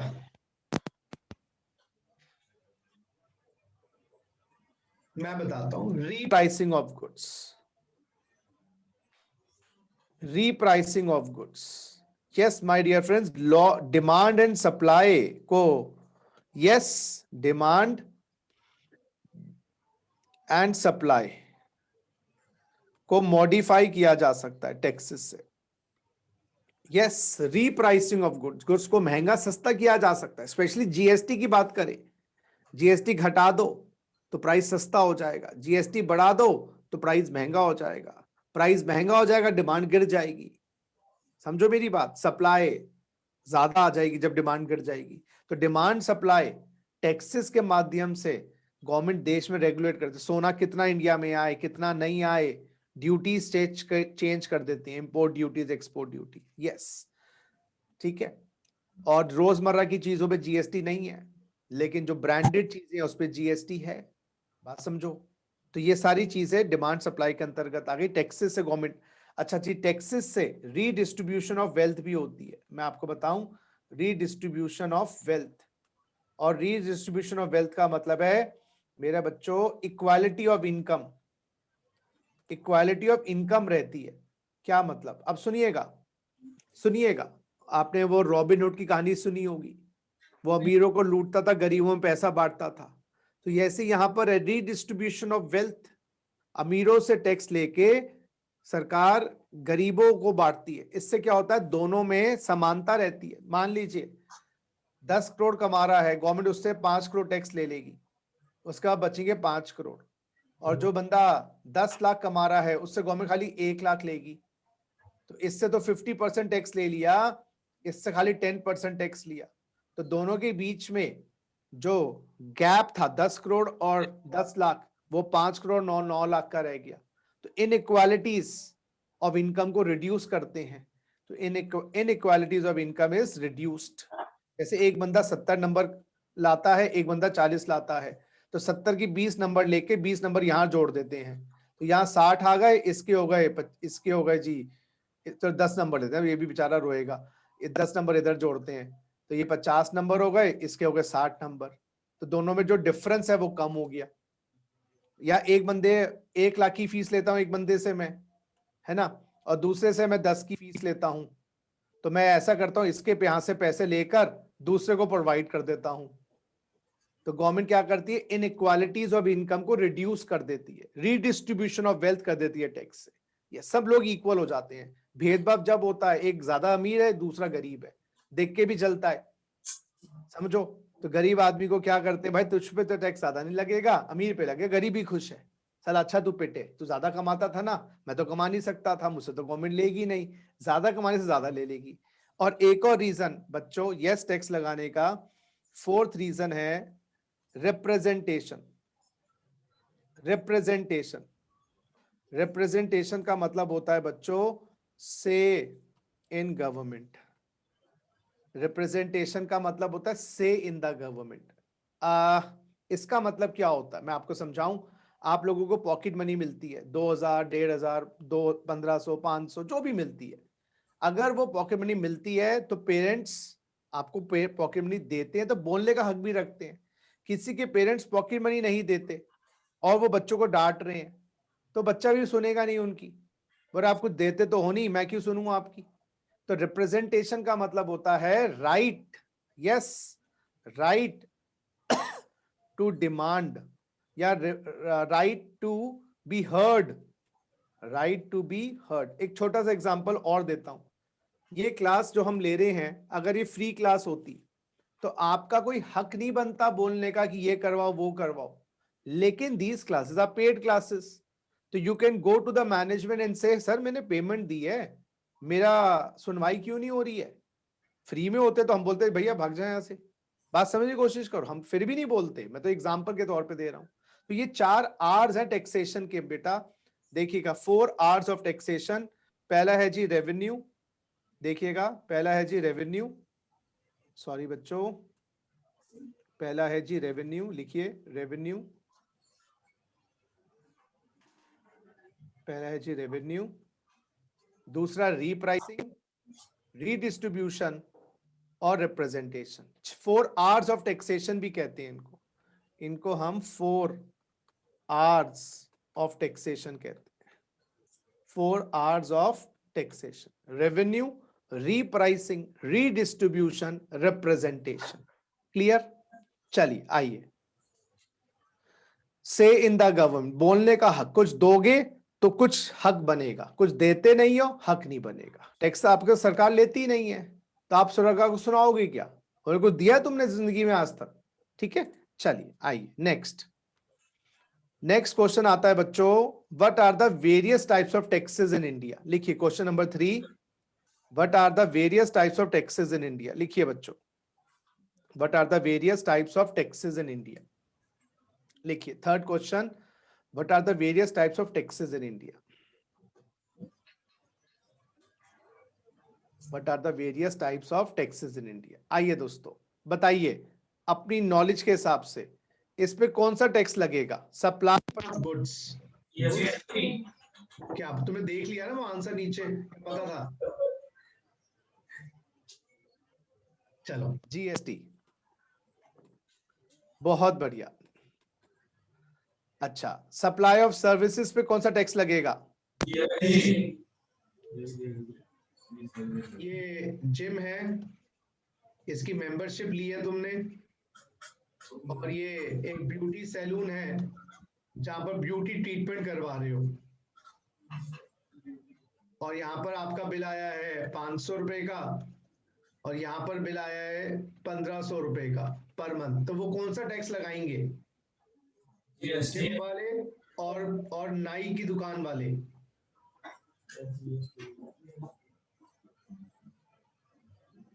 बताइए। बहुत बढ़िया, बहुत बढ़िया। जीएसटी लगेगा जी। आज डिफरेंस बताऊंगा दोनों में मैं, don't worry. Supply of services पे भी जीएसटी, लिखिए जरा, supply of goods GST, supply of services GST, import of goods बताइए। बहुत बढ़िया। इंपोर्ट ड्यूटी, कस्टम ड्यूटी, लिखिए जी कस्टम ड्यूटी, बहुत बढ़िया लिखिए, import of goods, custom duty. 2 GST भी लगता है, यस, तो नीचे लिख सकते हैं GST is also applicable on imports, GST is also applicable on imports. लिखिए बच्चों, देखिए अभी समझा नहीं रहा उस बात को मैं। आइए next, income tax. Income tax पे कौन सा, सॉरी इनकम टैक्स कौन सा, आंसर मैंने बोल ही दिया, इनकम टैक्स। तो देखिए tax on income, income tax, tax on income, income tax, tax on income, income tax. आइए जरा अब मैं आपको थोड़ा सा डिफरेंस समझा रहा हूं, ये इनकम टैक्स जीएसटी थोड़ा सा डिफरेंस समझाऊंगा सो दैट आपको क्लैरिटी मिले। राइट डाउन जरा, बच्चों मेरा एक फ्रेंड है रामलाल, उसने लाजपत नगर में, दिल्ली के लाजपत नगर में एक शॉप ओपन करी है। और मेरा अच्छा दोस्त है, friend of SG, is a friend of SG. और शॉप ओपन करी है 1/4/2020 को, लास्ट ईयर ओपन करी है। तो उसने कहा गुप्ता तू इतने सालों से मेरा दोस्त रहा है, अब ऐसा कर मेरी दुकान का ना सारा इनकम टैक्स का काम तू देख ले। मैंने कहा चल यार कोई नहीं, देख लेता हूँ। और उसने अपना पीएनएल अकाउंट बनाया 31 मार्च 2021 को पीएनएल अकाउंट बनाया। 31 मार्च 2021 को पीएनएल अकाउंट बनाया। और यहाँ पर डेबिट होता है, क्रेडिट होता है। टर्नओवर आई उसकी 50 लाख, टर्नओवर आई 50 लाख 31 मार्च 21 को, साल हो गया था खत्म। और उसके एक्सपेंसेस आए माय डियर फ्रेंड्स, लगभग 40 लाख। उसका प्रॉफिट कितना हुआ बताइएगा, प्रॉफिट कितना हुआ? 10 लाख। बहुत बढ़िया। अब उसकी जो धर्मपत्नी है वो कहती है जी 10 लाख आ गए हैं, जरा इसमें से 7 लाख रुपए हमें दे दो, घर के खर्चे करने हैं। 6 लाख रुपए मान लो, 50,000 महीने का घर का खर्चा है, तो 6 लाख उसने अपनी वाइफ को दिए हाउस होल्ड एक्सपेंसेस। कमाई में से देगा, कमाई होती तो देता क्या। और बाकी 4 लाख रुपए उसने इन्वेस्ट कर दिए, 4 लाख रुपए उसने इन्वेस्ट कर दिए सेविंग में या उसमें। गवर्नमेंट कहती है भाई रामलाल तेरा बिजनेस चल रहा है सुरक्षा के एनवायरनमेंट में। अगर यही चाइना वाले हिंदुस्तान में होते, यही पाकिस्तान वाले हिंदुस्तान में होते तो बिजनेस नहीं कर पाता ना तू। हमने उनको दूर रखा हुआ है। हवा, साफ पानी जितना भी है हम तुम्हें दे रहे हैं, घर में नलके में तुम्हारा पानी आ रहा है, पाइप हम ठीक करते हैं, हमारा हिस्सा कहाँ है? क्या जी बिल पे तो कर देता हूं। गवर्नमेंट कहती है बिल पे करने से हमें क्या हुआ, वो तो हमारे भी खर्चे बैठ रहे हैं। आपको अपनी कमाई का कुछ हिस्सा निकाल के हमें देना पड़ेगा। आपको समाज का, सोसाइटी का भी ख्याल रखना है, अपनी वाइफ का भी, दूसरे की वाइफ का भी अपने घर का और समाज का भी, दूसरे का। वो वाली बात नहीं जो मैं कह रहा था। तो आपको अपना ख्याल तो रखना है, सोसाइटी का भी ख्याल रखना है कि मेरे पास तो बचा ही ना कुछ, मैं क्या रखूं। गवर्नमेंट कहती है भाई सुन, वाइफ को देने से पहले आपको हमें देना पड़ेगा। इस 10 लाख में से पहले कुछ हिस्सा निकाल के हमें देना पड़ेगा, फिर अपनी वाइफ को सोचिए। पहले दूसरों की वाइफ के बारे में सोचिए, फिर अपने बारे में सोचिए। पहले समाज का सोचिए, फिर अपना सोचिए। तो बेटा, और क्या नहीं दूं तो क्या कर लोगे? गवर्नमेंट का compulsory charge levied by the central government under the income tax act. समझो, आपको इनकम टैक्स एक्ट में देना पड़ेगा। क्या मैं नाच के दिखा दूं? ये जूते का शोरूम है उसका, शूज, सैंडल्स, ये काम है जी उसका। ये दे दूं मैं? मोदी जी के लिए जूते बना देता हूं, केजरीवाल जी के जूते बना देता हूं। केजरीवाल का तो लेना देना ही नहीं इससे, क्योंकि तो सेंट्रल गवर्नमेंट का इनकम टैक्स, खेती बाड़ी कर नहीं रहा। गवर्नमेंट कहते ना जी ना, आपको मॉनेटरी देना पड़ेगा। तो वाइफ को देने से पहले आपको हमें देना पड़ेगा। क्या जी ना, आप अपने घर में हो, पैसा हो ना हो हमें नहीं मतलब, आपको हमें देना पड़ेगा। इस 10 लाख में से, यस, अभी आपको इनकम टैक्स पता नहीं कितना है, मैं आपको बाद में सिखाऊंगा। इनकम टैक्स का अमाउंट आया 1,17,000। ये कैसे आया? कैलकुलेशन भूल जाओ, फॉरगेट कैलकुलेशन, अभी आपको कैलकुलेशन भूल जानी है। अब ये आपको सेंट्रल गवर्नमेंट के पास जाके जमा करवाने हैं, सेंट्रल गवर्नमेंट, क्योंकि इनकम टैक्स लगाया है। अब रिमेनिंग कितना रह गया? सुनिएगा, रिमेनिंग रह गए बच्चों 8,83,000। ये आप अपनी वाइफ को अब दीजिएगा, वाइफ को आप दे दीजिएगा 6 लाख रुपए, वो आप कर सकते हो अब। तो यानी कि घर में ले जाने से पहले आपको कमाई का कुछ हिस्सा सरकार को देना है एज इनकम टैक्स। अब मैं आपसे क्वेश्चन पूछूंगा, आंसर दीजिएगा। इनकम टैक्स किस पे लगाया गया? रामलाल पे या रामलाल के बिजनेस पे? प्रॉफिट पे। हाँ जी, प्रॉफिट पे, बिल्कुल सही। रामलाल के प्रॉफिट पे, बहुत अच्छी बात बोली, रामलाल के प्रॉफिट पे। ठीक है, तो लेवीड ऑन रामलाल कह लो, लेवीड ऑन रामलाल। इनकम बिल्कुल सही। और बॉन्ड बाय, जेब किसकी खाली हुई है, जल्दी बताइएगा, जेब किसकी खाली हुई है? बहुत बढ़िया। रामलाल। तो जिस पे लगाया गया है उसी की भरनी, जिसकी करनी उसी की भरनी, तो इसको हम नाम देते हैं डायरेक्ट टैक्स। इसको नाम देते हैं डायरेक्ट टैक्स। तो डायरेक्ट टैक्स में क्या होता है, जिस पे लगाया गया है वो ही उसको भर के आता है, उसकी ही जेब खाली होती है, वो इस बर्डन को शिफ्ट नहीं कर सकता। और ये किस पे देना होता है? अपने प्रॉफिट पे। अगर मान लो लॉस आ जाता, टर्नओवर 30 लाख होती, खर्चे 40 लाख होते, तो यहां पर इनकम टैक्स लगता ही नहीं, तो देने की तो क्या बात है। अब रामलाल के मन में चोर आ गया, उसने सोचा कमाई पे देना पड़ता है ना, उसने क्या किया, अपने जो एक्सपेंसेस है ना, अब रामलाल के मन में चोर आ गया, जो उसने एक्सपेंसेस हैं वो इन्फ्लेट कर दिए, बोगस खर्चे, बोगस एक्सपेंडिचर दिखा दिए, और अपने खर्चों को इन्फ्लेट कर दिया, इन्फ्लेट कर दिया, बढ़ा दिया। इन्फ्लेट करने से क्या हुआ, खर्चे दिखा दिए इसने 45 लैक्स, खर्चे दिखा दिए 45 लैक्स। अब प्रॉफिट कितना आया बताइए, अब प्रॉफिट कितना आया बच्चों? 5 लाख। और खुशी की बात यह है, आपको बताऊं, 5 लाख पे कोई income tax, no income tax on 5 lakhs. यह भी करवाऊंगा, आगे जाके पता चलेगा। 5 लाख पे कोई इनकम टैक्स नहीं है। मजे आ गए, 1,17,000 रुपए बच गए। और इसके पास अब कितनी सेविंग हो गई टोटल? ये जो 5 लाख खर्चे 45 दिखाए थे, 5 लाख तो नकली के खर्चे थे, 5 लाख का खर्चा गया कोई या दिखा दिया, और 5 लाख का प्रॉफिट 10 के 10 बच गए इसके पास।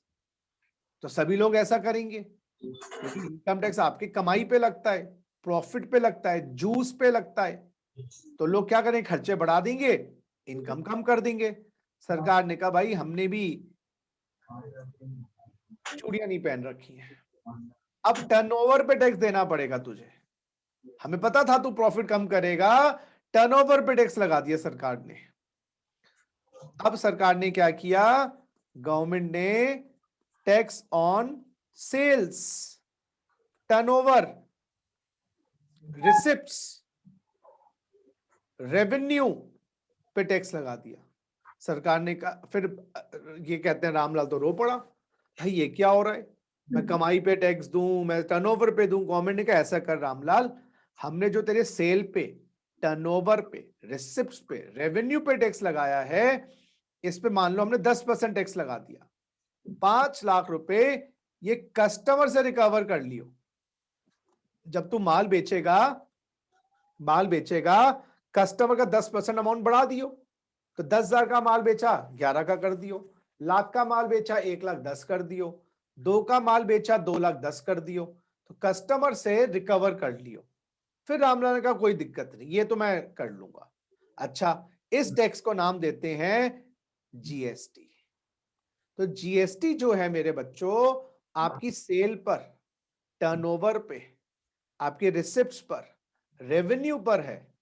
आपके लॉस हो जाए डजंट मैटर, जीएसटी लगेगा, लेकिन इनकम टैक्स लॉस पे नहीं है, इनकम टैक्स प्रॉफिट पे है। अब मैं आपसे पूछता हूं, जो जीएसटी है ये लगा किस पर, लेवीड ऑन रामलाल, लगाया तो रामलाल पे था, लेकिन बॉर्न बाय इसको भरे, इसकी जेब किसकी खाली होगी, कस्टमर, BORNE, BORNE बच्चों, BORNE,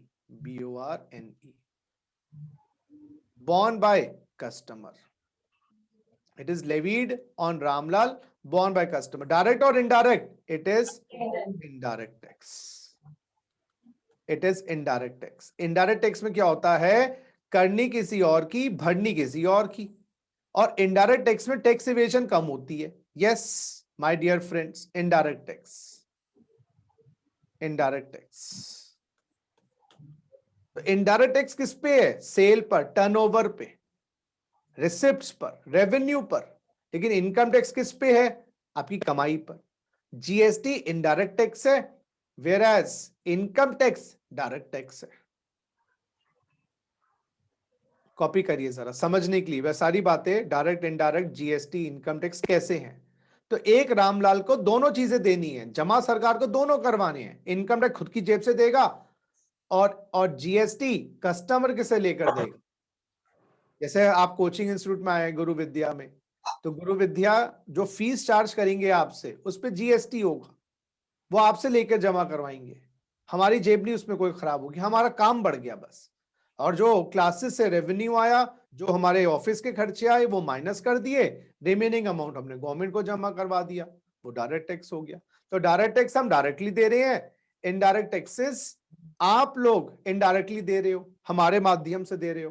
तो हम डायरेक्ट टैक्स दे रहे हैं, आप इनडायरेक्ट टैक्स दे रहे हो। आज समझने की कोशिश करिएगा, हम डायरेक्ट टैक्स दे रहे हैं डायरेक्टली अपनी कमाई पर, आप इनडायरेक्टली दे रहे हो। आप दे रहे हो मींस आपकी जेब खाली हो रही है, हम लेकर आपके गवर्नमेंट को जमा करवाते हैं। कॉपी करिए जरा, लिखिए जरा। तो what are the two categories of taxes? Answer आ गया, टू कैटेगरी ऑफ टैक्सेस। लिखिए जरा, person on whom tax is levied and person bearing tax are different. Example GST, example customs, example income tax. Copy करिए भैया।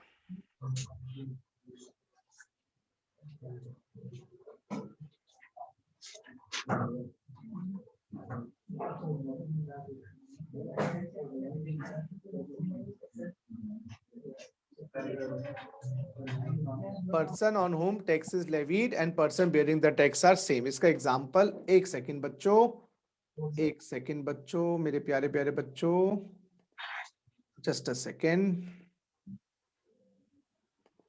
Just a second बेटा, just a second.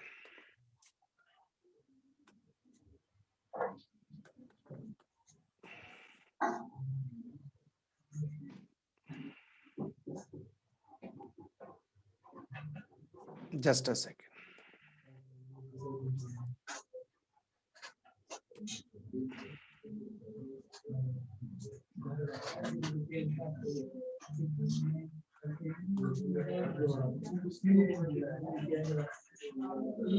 हाँ जी लिखिए सर।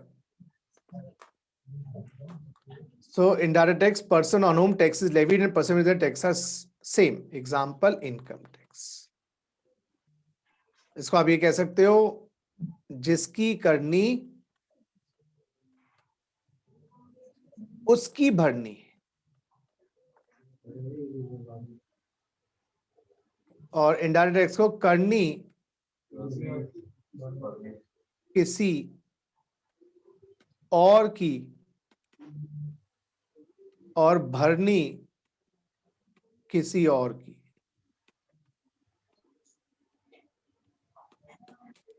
करनी किसी और की, देखो कोचिंग इंस्टीट्यूट, करनी हमारी है, भरनी आपको है, ये इनडायरेक्ट टैक्स है। और करनी हमारी है, भरनी हमारी है, वो डायरेक्ट टैक्स है। चलिए कॉपी करिए जरा,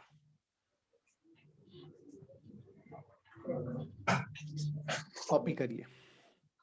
कॉपी करने के बाद बच्चों ये आ जाइएगा जरा, who levies income tax GST and customs, who levies income tax GST and custom duty. वैसे आंसर तो कर चुके हैं आप लोग, लेकिन लिखिए जरा, who levies income tax GST and custom duty, who levies income tax GST and custom duty. लिखिए बच्चों, who levies income tax GST and custom duty। Answer लिखिए जरा, GST central plus state government, custom central government, और income tax non agriculture income पे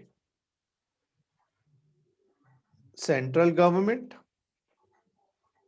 और agriculture income पे my dear friends state government, और यहां पर हम लिख देंगे centre plus state, centre plus state.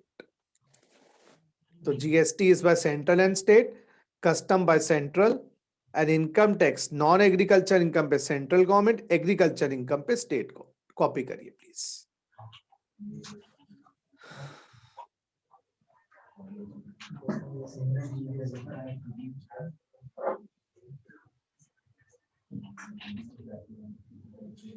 चलिए आइए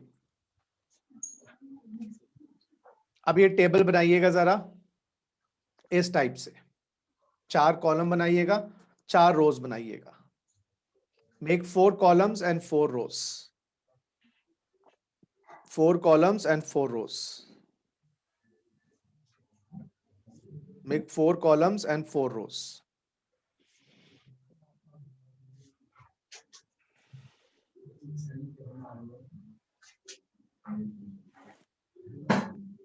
अब आप लोगों के लिए बताइए जीएसटी किस पे लगाया जाता है, जल्दी बताइए। लेवीड ऑन सप्लायर, सप्लायर या बायर, किस पे लगाया जाता है? सरकार किस पे लगाती है ये बोलो। चलो मैं किस पे लगाता नहीं, सरकार। सप्लायर ऑफ गुड्स, सुनते रहो, और सर्विसेज। और मैं किससे रिकवर कर लेता हूं? कौन बियर करता है इसको? बियर मतलब कौन भरता है? किसकी जेब खाली होती है? किसकी जेब खाली होती है? किसकी जेब खाली होती है? बायर की, बायर ऑफ गुड्स और सर्विसेज। ये डायरेक्ट है इनडायरेक्ट है, बताइए। बहुत बढ़िया, क्या बात है, वेरी गुड, इनडायरेक्ट। जैसे मैकडोनल्ड्स, मैकडोनल्ड्स के पास गए बर्गर खाने, और ये कस्टमर, दोनों अलग अलग है। अच्छा, कस्टम ड्यूटी किस पे लगाई जाती है? लगा, सरकार किस पे लगाती है? बहुत बढ़िया, बहुत बढ़िया, वेरी गुड, अमेजिंग। इंपोर्टर और एक्सपोर्टर ऑफ गुड्स, वैसे एक्सपोर्ट पे कम लगती है लेकिन लग सकती है। अब बायर, बायर से रिकवर कर लेंगे, है ना? तो इंपोर्टर देगा, इंपोर्ट करेगा, माल बेचेगा, वो बायर से ले लेगा। एक्सपोर्टर भी, सुनो मेरी बात, सुनो सुनो, मैं मोबाइल को एक्सपोर्ट करता हूं, गवर्नमेंट की एक्सपोर्ट ड्यूटी लगेगी, तो मैं 10 रुपए के मोबाइल पे 1 रुपए ड्यूटी लगा दूंगा, 11 रुपए ले लूंगा यूएस वाले बंदे से, 1 रुपए गवर्नमेंट को दे दूंगा। इंपोर्ट ड्यूटी है, गुड्स इंडिया में आए 10 के, 1 रुपए ड्यूटी लगी 11 की, तो मैं 11 का बेचूंगा प्लस प्रॉफिट। तो दोनों ही केस में मैं इंपोर्टर हूं या मैं एक्सपोर्टर हूं, माल जब मैं बेचूंगा वहां से रिकवर कर लूंगा। ये भी डायरेक्ट इनडायरेक्ट, इनडायरेक्ट। अच्छा, तीसरी बात बच्चों, इनकम टैक्स किस पे लगाया जाता है? Person earning income. और कौन बियर करता है, जेब किसकी खाली होती है? Same person, that is same person. Yes, DT और आईडीटी, टीटी। तो हमारा जो सीएमए का पेपर है ग्रुप 1 में, वो डीटी का है 100 नंबर का, और जो हमारा सीएस एग्जीक्यूटिव में पेपर है वो डीटी प्लस आईडीटी 100 नंबर का है। क्योंकि सीएमए वालों का जो आईडीटी है ना, वो दूसरे ग्रुप में है, उसमें कस्टम और जीएसटी है। तो यस, सीएस एग्जीक्यूटिव वालों की मेहनत ज्यादा है, सिलेबस 100 नंबर में है, और सीएमए वालों के थोड़ा ये है कि भाई 100 नंबर डीटी है, 100 नंबर आईडीटी ग्रुप 2 का है। बात समझ आ गई आपको? चलिए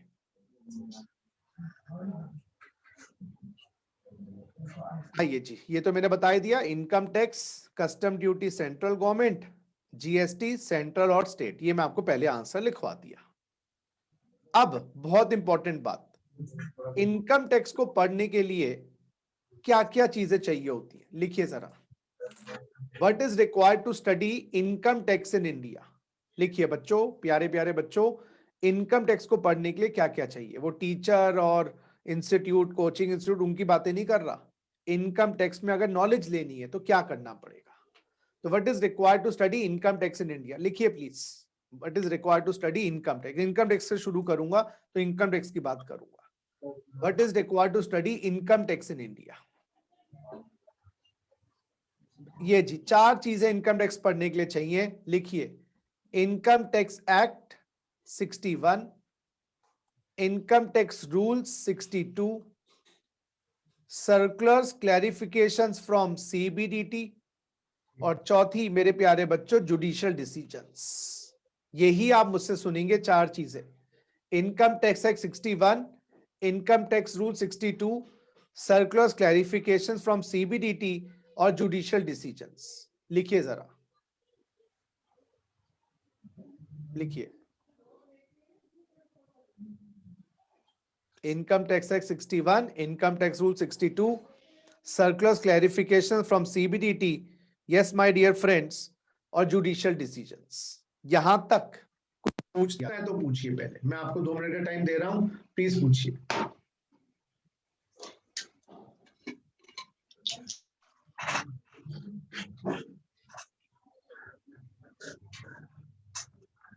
कुछ आपकी क्वेरी है?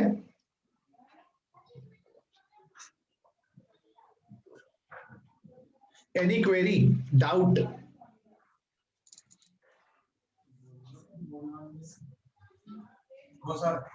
चलो आइए, सबसे पहली चीज बच्चों मैं आपको क्या बता रहा हूं, इनकम टैक्स एक्ट 61।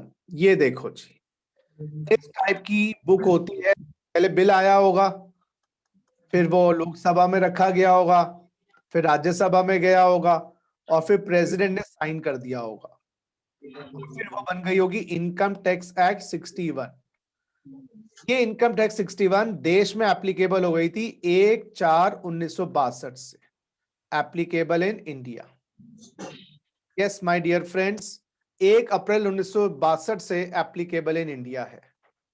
कितने सेक्शंस हैं? 298 सेक्शंस। 298 सेक्शंस है हमारे इनकम टैक्स एक्ट में, 298। लेकिन खुशी की बात यह है, हमें सारे सेक्शंस नहीं पढ़ने। अप्रोक्स इंटर एग्जीक्यूटिव स्टेज में अप्रोक्स 100 सेक्शंस के आसपास है, चाहे हमारा सीएमए का पेपर हो या सीएस का पेपर हो। अप्रोक्स 100 से भी ज्यादा नहीं है, 100 भी मैंने ज्यादा ही बोल दिया, 70-80 के आसपास हमारे सेक्शंस हैं। बाकी हम प्रोफेशनल लेवल पे या फाइनल लेवल पे पढ़ेंगे। तो सीएमए या सीएस के सिलेबस में अप्रोक्सीमेटली हमारे 100 सेक्शंस है। तो ये इनकम टैक्स का बिल आया होगा, लोकसभा में रखा गया होगा, 60s की बात है, राज्यसभा में गया होगा, प्रेसिडेंट ने साइन किया होगा, इनकम टैक्स 61 बन गई और देश में पूरे में एप्लीकेबल है, इंक्लूडिंग जीएसटी। अब तो आर्टिकल 370 भी हट गया। चलिए लिखिए 298 सेक्शंस। अब मैं आपसे क्वेश्चन पूछता हूं, who is the founder of income tax in India? बताइए। Who is the founder of income tax in India? कि इस बंदे ने इनकम टैक्स, इस बंदे के कारण इनकम टैक्स हिंदुस्तान में आया। Who is the founder of income tax in India? ऐसे कोई गेस करो, जस्ट अ वाइल्ड गेस। एक हिंट दे रहा हूं, 1860 में इनकम टैक्स पहली बार आया था हिंदुस्तान में, 1860 में। और जेम्स विल्सन फाइनेंस मिनिस्टर थे, एफएम थे उस वक्त के ब्रिटिश सरकार के, उन्होंने इंट्रोड्यूस किया था। लेकिन इसका जो फाउंडर है, बड़ी रोचक कथा है, वो है जी मंगल पांडे। मंगल पांडे के कारण हिंदुस्तान में इनकम टैक्स आया। सर ऐसे कैसे? अरे 1857 में अगर आपको याद हो, म्यूटिनी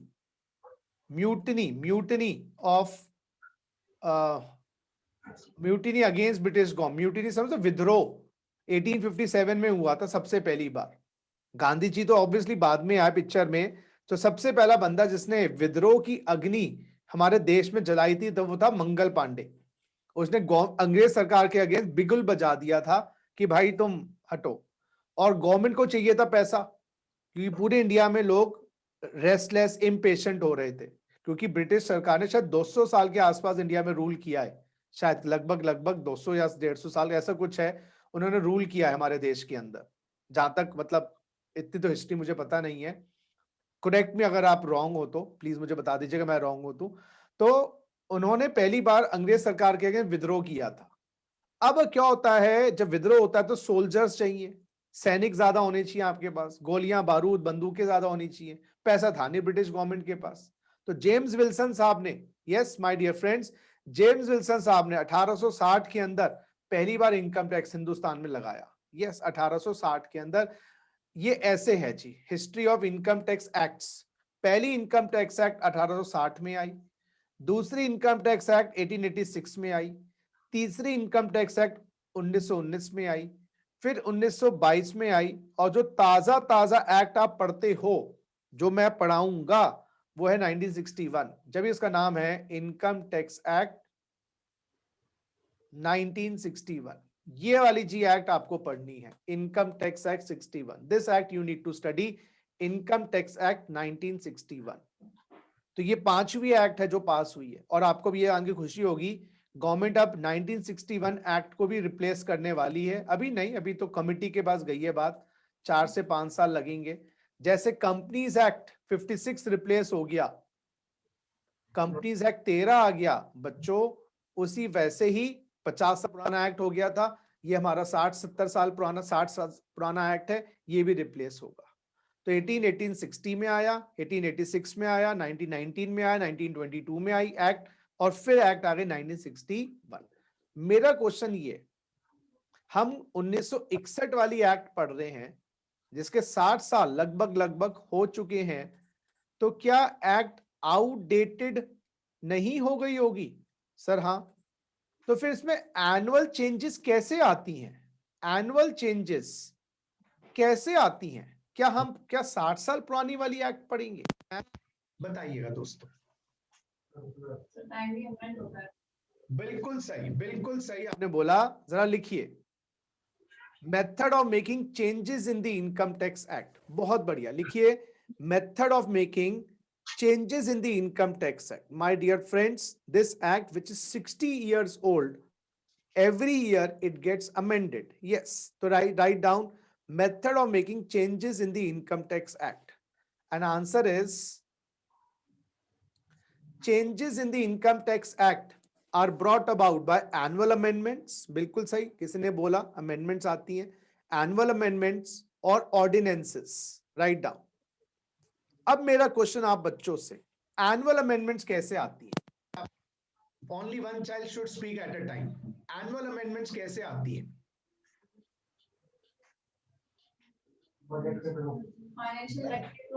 बहुत बढ़िया, क्या बात है। 2 तरीके से एनुअल अमेंडमेंट्स आती है माय डियर फ्रेंड्स। आप झूठ बोल रहे थे कि आप लोगों को आता नहीं है, आप लोगों को आता है। एक तो होता है annual finance bill, annual finance bill, yes, और दूसरा बच्चों अमेंडमेंट बिल। बताता हूं,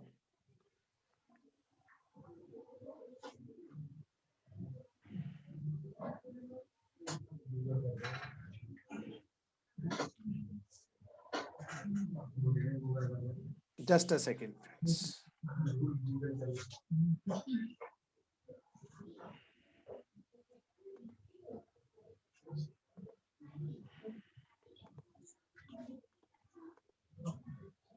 हाँ जी, एनुअल एनुअल तो नहीं बोलेंगे इसको, हम इसको बोलेंगे अमेंडमेंट बिल। लिखिए जरा, 3 तरीके से चेंजेस आएंगी, annual finance bill, amendment bill और ऑर्डिनेंस। जरा लिखिए, बताता हूं, समझाता हूं, बिल्कुल समझाता हूं।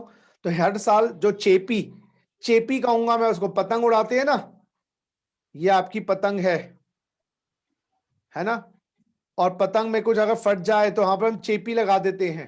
पतंग तो बदलेगी, पतंग तो आपके 1860 में आई नई, 86 में आई, 1919 में आई, 1922 में आई, ये 1961 की पतंग है जो हर साल इसमें चेपियां लगाई जा रही हैं। लेकिन कभी कभी ऐसा होता है ना, चेपियां लग के पेपर नहीं रह गया, चेपियां ही रह गई खाली, इसलिए इनकम टैक्स एक्ट को बदल रहे हैं। अभी 4-5 साल लगेंगे, चिंता मत करो, जब तक तो तुम बन जाओगे CS CM में। आइए जरा, तो चेपी लगाने के 3 तरीके हैं, एनुअल फाइनेंस बिल की चेपी, अमेंडमेंट बिल की चेपी और ऑर्डिनेंस की चेपी। सबसे पहले मैं बात कर रहा हूं एनुअल फाइनेंस बिल। लिखिए जरा, हर साल एनुअल फाइनेंस बिल लिखिए जरा, एनुअल फाइनेंस बिल। हाँ जी, उसका पहला टॉपिक है एनुअल फाइनेंस बिल। बजट आता है जी, बजट 2020 में भी आया, निर्मला सीतारमन जी ने लेके आई बजट 2020। उस बजट के अंदर, जैसे ये बजट देखो, ये है budget, this is the budget. उस बजट में एक डॉक्यूमेंट होता है, यस माय डियर फ्रेंड्स, उस बजट में एक 15-20 पेज का, 30 पेज का, 40 पेज का एक डॉक्यूमेंट होता है, फाइनेंस बिल। यस, उसको बोलते हैं finance bill. Sir finance bill क्या होता है? अरे बच्चों, फाइनेंस बिल आगे आने वाले फाइनेंशियल ईयर की चेंजेस होती हैं उसमें। अच्छा, बजट कब आता है? 1 फरवरी 2020 को आया था ये वाला। अभी बजट आया बेटा 21 में, वो बजट हमारे सिलेबस में नहीं है। अच्छा, बजट 2021 हमारे सिलेबस में नहीं है, गलती से मत पढ़ लेना उसको। हमारे सिलेबस में बजट 2020 है। बजट 2021 कब होगा सर? जब हमारे एग्जाम 2022 में आएंगे, उन लोगों के लिए। तो यानी कि बजट 2020 लगेगा, चाहे तुम्हारे एग्जाम 2021 में जून में हो या तुम्हारे एग्जाम 2021 में दिसंबर में हो। बजट 2021 2022 के एग्जाम में लगेगा, एग्जाम इन 2022। क्लियर है बात? हर बजट में फाइनेंस बिल होता है। अतः ये फाइनेंस बिल कौन से साल के लिए होगा मैं बताऊं? Financial year 2021। ये कब आया? फरवरी 20 को, लास्ट ईयर। आगे आने वाला फाइनेंशियल ईयर। तो लिखिए, every year a budget is presented. लिखिए बच्चों, every year a budget is presented, my dear friends, every year a budget is presented on the first day of February. पहले 28 फरवरी को budget आता था, अब फर्स्ट को आता है। Every year a budget is presented, every year a budget is presented on first day of February, by the finance minister,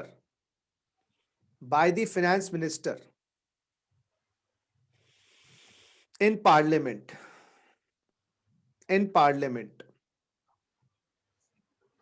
every year a budget is presented by the finance minister in parliament. The budget contains, yes, the budget contains, my dear friends, the budget contains a document, known as finance bill. Budget contains a document known as finance bill. Budget contains a document known as finance bill. कुछ पल्ले पड़ रहा है, हाँ या ना? Yes, sir. The Budget contains a document known as finance bill. Budget contains a document known as finance bill.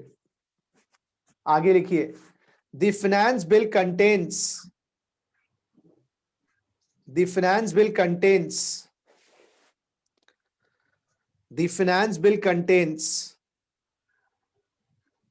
amendments. Yes, the finance bill contains the amendments for the coming financial year. Finance bill contains amendments for the coming financial year. It contains the amendments for the coming financial year. It contains amendments for the coming financial year.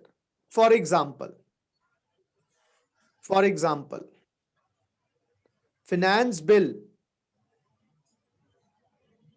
For example, budget 2020.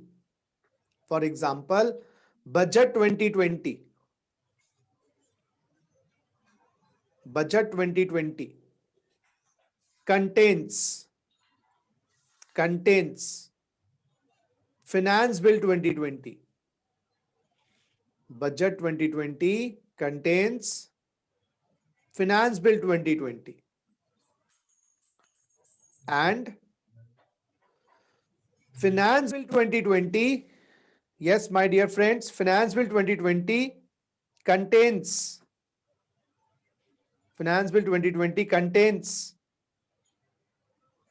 amendments for direct taxes and indirect taxes. Finance Bill 2020 contains amendments for direct taxes and indirect taxes of the central government. Budget central government का ही है. Contains amendments for direct taxes and indirect taxes of the central government for the financial year. Yes, my dear friends, for the financial year 2021. For the financial year 2021. For the financial year 2021. For the financial year 2021. Next paragraph.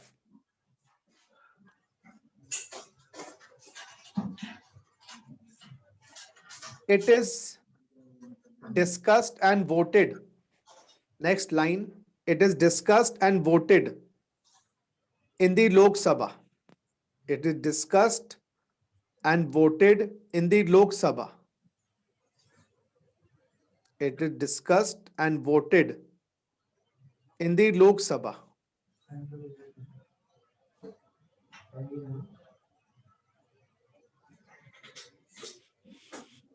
Next line. After passing from Lok Sabha, after passing from Lok Sabha, after passing from Lok Sabha, it is sent to Rajya Sabha. It is sent to Rajya Sabha. After passing from Lok Sabha, it is sent to Rajya Sabha. वहां पर भी voting discussion होती है. It is discussed and voted in the Rajya Sabha. It is discussed and voted in the Rajya Sabha. Yes, it is discussed and voted in the Rajya Sabha. फिर लिखिए after passing from Rajya Sabha, after passing from Rajya Sabha, after passing from Rajya Sabha, it is sent. After passing from Rajya Sabha, it is sent to the President for signature.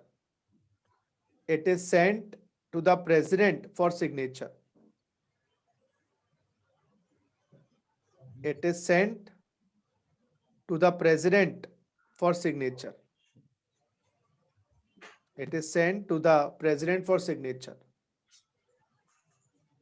After signing by the President, after signing by the President, after signing by the President, it becomes the Finance Act 2020. It becomes the Finance Act 2020. It becomes the Finance Act 2020 and changes. Yes, my dear lovely friends, changes are incorporated. Changes are incorporated in the Income Tax Act. Changes are incorporated, यानी कि लागू कर दी जाती है वो changes. Are incorporated in the Income Tax Act, GST Act, Customs Act, etc. जिस act की वो चेंजेस हैं उसमें वो लागू कर दी जाती है. Are incorporated in the Income Tax Act, GST Act and the Customs Act, etc. जो भी सेंट्रल गवर्नमेंट के कानून है उसमें वो चेंजेस लागू हो जाती है. अब मेरा क्वेश्चन ये आप लोगों से, भैया बजट तो फरवरी में आता है, फाइनेंस बिल में चेंजेस डाल दी. अब मेरा क्वेश्चन ये है, आप लोगों से सोच समझ के जवाब दीजिएगा, मार्च में कोई चेंज लानी है और वो बजट में डालना भूल गए या परिस्थिति उस वक्त नहीं थी, अब बजट तो अगले साल आएगा, अगले फरवरी में, तो मार्च 2020 में कोई अगर बदलाव लाना हो जो फाइनेंस बिल में लिखना भूल गए या नहीं डाला, परिस्थिति बाद में आई, अब क्या करें? बताओ। ऑर्डिनेंस तो इमरजेंसी पावर होती है, इमरजेंसी पावर होती है जब पार्लियामेंट सेशन में नहीं था या हमें लगता है कि पार्लियामेंट अप्रूवल नहीं देगी। एक और तरीका है ऑर्डिनेंस और फाइनेंस बिल के अलावा, वो है बच्चों अमेंडमेंट बिल। यस, ऑर्डिनेंस तो एक विशेष परिस्थितियों की पावर है और फाइनेंस बिल हर साल लाना है, लेकिन कोई चीज इतनी इमरजेंसी नहीं है और बजट निकल गया, अगला बजट आएगा साल के बाद, मार्च अप्रैल में चेंज लाना है, अमेंडमेंट बिल। तो लिखिए अमेंडमेंट बिल। जो दूसरा तरीका मैंने बताया था ना, देखो जरा बच्चों, प्यारे प्यारे लवली लवली बच्चों, जरा देखो अमेंडमेंट बिल, दूसरा तरीका चेंजेस लाने का जो साल में ला सकते हैं, अमेंडमेंट बिल। लिखिए amendment bill is another procedure. Yes, amendment bill is another procedure of making changes in the act. Amendment bill is another procedure of making changes in the act. Amendment bill लाते हैं, इसका process भी वही है, Lok Sabha Rajya Sabha president, time consuming ये भी है, बस ये कि वो समय सीमा निकल गई बजट की, क्योंकि फाइनेंस बिल में डाला नहीं, तो इसका भी एक वही प्रोसेस, दुकान बंद हो गई तो दूसरी दुकान के चले जाएंगे। समझो ना बात, एक दुकान बंद हो गई, दूसरी दुकान, जो प्रोसीजर पहले दुकान का था वही प्रोसीजर है। तो amendment bill is another process of making changes in the act.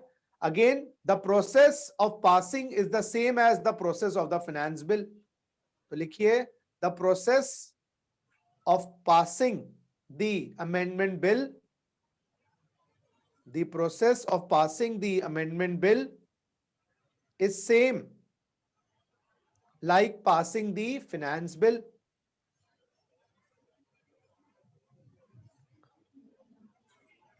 अब तीसरी बात, ऑर्डिनेंस या ऑर्डिनेंस बिल कह लो, तीसरी चेंज ऑर्डिनेंस बिल। अब क्या होता है, सुनो, इमरजेंसी की चेंजेस लानी है, सुनो मेरी बात, जब आपको 2 दिन में 1 दिन में चेंज एप्लीकेबल करनी है, चाहे अमेंडमेंट बिल हो मेरे प्यारे बच्चों या फाइनेंस बिल हो, लोकसभा में रखोगे, राज्यसभा भेजोगे, प्रेजेंट तो महीने का टाइम तो लग ही जाता है, चाहे बेटा ऑर्डिनेंस की बात करें, सुनो मेरी बात, या फाइनेंस बिल की, सॉरी अमेंडमेंट बिल की बात करें या फाइनेंस बिल की बात करें, दोनों में महीने का काम तो लगेगा। लेकिन अगर हमें, दुकान तो सुबह खुलेगी, दोनों दुकानें बंद हो गई, तो क्या करें, ऑर्डिनेंस का काम आ गया। तो बिल को बनाकर, कौन सा bill, ordinance bill, ordinance bill को सीधा प्रेसिडेंट के वहां भेज देंगे हस्ताक्षर के लिए, जब प्रेसिडेंट साइन कर देगा ऑर्डिनेंस एक्ट बन जाएगी, पार्लियामेंट से 6 महीने के अंदर अंदर अप्रूवल ले लेंगे बाद में। तो या तो जहां पर हमें पता है पार्लियामेंट अप्रूवल नहीं देगी, पार्लियामेंट में हो सकता है राज्यसभा में हमारे पास मेजोरिटी ना हो, ऐसा भी होता है, या हमें लगता है हमें कल लागू करना है, तो ऑर्डिनेंस बिल का काम भी है। तो या तो फाइनेंस बिल से चेंजेस आती हैं, या अमेंडमेंट बिल से चेंजेस आती हैं, या ऑर्डिनेंस बिल से आती है। ऑर्डिनेंस बिल का जो प्रोसेस है, सीधा बिल बना के प्रेसिडेंट के पास भेज देंगे और फिर बाद में अप्रूवल ले लेंगे पार्लियामेंट की। प्रोसेस समझ आए, हाँ या ना का जवाब दीजिए। ठीक है, चलो कॉपी कर लो, कॉपी करिए प्लीज, चलिए कॉपी करिए। Emergency changes, parliament not in session, bill directly send to the president for signature after signing ordinance. तो फाइनेंस बिल साइन होके फाइनेंस एक्ट बनेगी, अमेंडमेंट बिल साइन होके अमेंडमेंट एक्ट बनेगी, ऑर्डिनेंस बिल साइन होके ordinance act बनेगा। चलिए next, income tax rule 62 लिखिए जरा। दूसरा चीज, इनकम टैक्स को पढ़ने के लिए आपको एक किताब और चाहिए, इसको नाम देंगे इनकम टैक्स रूल 62। और कौन बनाता है जी, सीबीडीटी। What is CBDT? कोई idea? Central board of direct tax. क्या बात है, ये कैसे पता तुम्हें?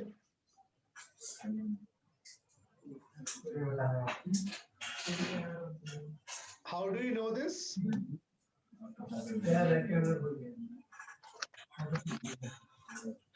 चलो लिखो अंडर सेक्शन 2 एमसीक्यू में आ जाएगा, who has the power to make rules with section. तो 295 सेक्शन में 298 सेक्शन है, मैंने बताया इनकम टैक्स में, जिसमें से 100 करने हैं।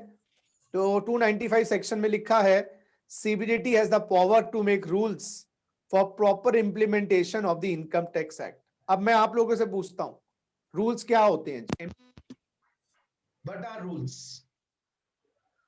बताइएगा, व्हाट आर रूल्स? जो उस एक्ट को गवर्न करने के लिए हेल्प करता है। बिल्कुल सही। तो आप ये कह सकते हैं रूल्स के अंदर गाइडलाइंस होती हैं, गाइडलाइंस होती हैं, प्रोसेसेस होते हैं, मैं बता रहा हूं, स्टेप्स होते हैं, फॉर्म्स होते हैं, फॉर्म्स, टाइम लिमिट्स होती हैं, टाइम लिमिट, डिटेल्स होती हैं, डिटेल्स। ये सब चीजें रूल्स में, बड़ी बड़ी बातें एक्ट में, छोटी छोटी बातें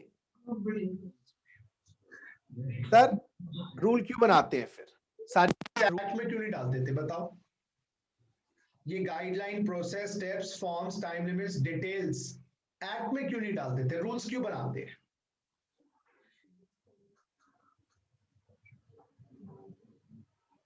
Why do we make rules? Why don't they add everything in the act? Easy understanding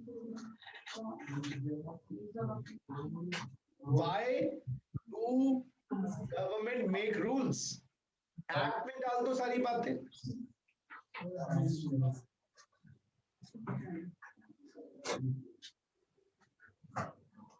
कोई आंसर है? नहीं तो मैं ही बताऊं।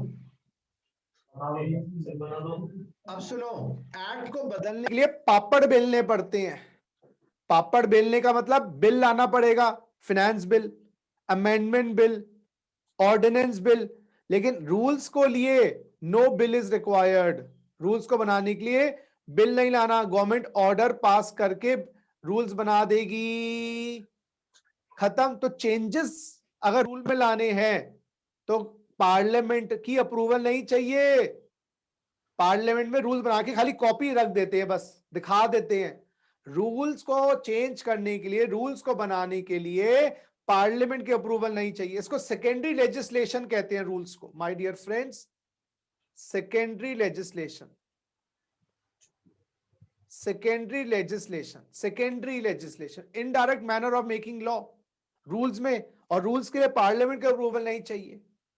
तो क्या होता है दोस्तों, कोई नया घर खरीदो, नया घर खरीदो, तो जब आप खरीदार से बड़ी बड़ी बातें पूछोगे, कितने रूम है, किचन कहाँ है, बालकनी कहाँ है, वेरांडा कहाँ है, समझो कितने का प्राइस है। आप उससे ये पूछोगे कि टाइलों के साफ करने के लिए कौन सा क्लीनर लेना है, टाइलों को साफ करने के लिए, या घर के अंदर जाकर ऑक्सीजन कितनी मात्रा में आ रही है। ये बातें बाद में पता चलेंगी, जब घर में जाओगे और ले लोगे। तो जब सरकार लॉ बनाती है, सरकार को भी नहीं पता क्या क्या बारीकी पॉइंट आएंगे। तो सरकार पता क्या करती है, एक्ट में लिख देती है, सेक्शन के आगे, सुनो, एक्ट में होते हैं सेक्शन, और सेक्शन के आगे लिख देती है एज प्रिस्क्राइब्ड, कि बाद में हम बताएंगे रूल बनाकर कि आपको कितने टाइम लिमिट में, कौन से फॉर्म में, किस स्टेप पे ये काम करना है। तो एक्ट में सेक्शन के अंदर जब प्रिस्क्राइब्ड वर्ड आ जाए तो आप समझ जाना कि वो गवर्नमेंट बाद में बनाएगी। तो the tiles will be cleaned as prescribed, है ना, द एयर क्वांटिटी, ऑक्सीजन कितनी, एज प्रिस्क्राइब्ड, वो जाके पता चलेगा। और खुशी की बात यह है, अगर हर चीज एक्ट में लिख देंगे तो अगर कोई स्टेप डिलीट करना है, कोई फॉर्म डिलीट करना है, अमेंडमेंट बिल लाना पड़ेगा। लेकिन रूल्स को चेंज करने के लिए खाली गवर्नमेंट को ऑर्डर पास करना है। तो जो फॉर्म्स हैं, डिटेल्स हैं, टाइम लिमिट हैं, प्रोसेसेस हैं, गाइडलाइंस हैं, छोटी छोटी बातें हैं, वो रूल्स में होती है। और रूल्स बनाने की पावर हमने सीबीडीटी को दे रखी, सरकार भी नहीं बनाती, central board of direct taxes जो मिनिस्ट्री ऑफ फाइनेंस के नीचे आता है, एक बोर्ड है, एक अथॉरिटी है, वो रूल्स बना देते हैं। मेरा क्वेश्चन आप लोगों से, अगर एक्ट और रूल के अंदर लड़ाई हो जाए तो किसकी चलेगी? एक्ट। तो लिखिए, in case of a conflict my dear friends, in case of a conflict,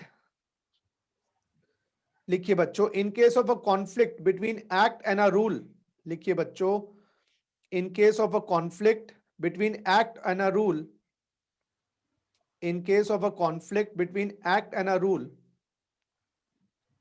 conflict between act and a rule, act shall prevail, act shall prevail, act shall prevail, act की चलेगी। मेरे और आप में अगर कोई डिस्कशन हो जाए तो चलेगी तो मेरी, तुम्हारी नहीं चलेगी। तुम बोल सकते हो सचिन सर ऐसा कर लो, लेकिन चलाऊंगा तो मैं अपनी, सीधी सी बात है। बड़े बड़ी चीजें मैं पढ़ा सकता हूँ, छोटी मोटी चीजें कहता हूँ बेटा ये इससे पढ़ लेना, ये वहां से पढ़ लेना, समझो ना, दैट इज द। चलिए नेक्स्ट, तीसरी चीज, सर्कुलर्स और क्लैरिफिकेशंस पढ़ने पड़ेंगे।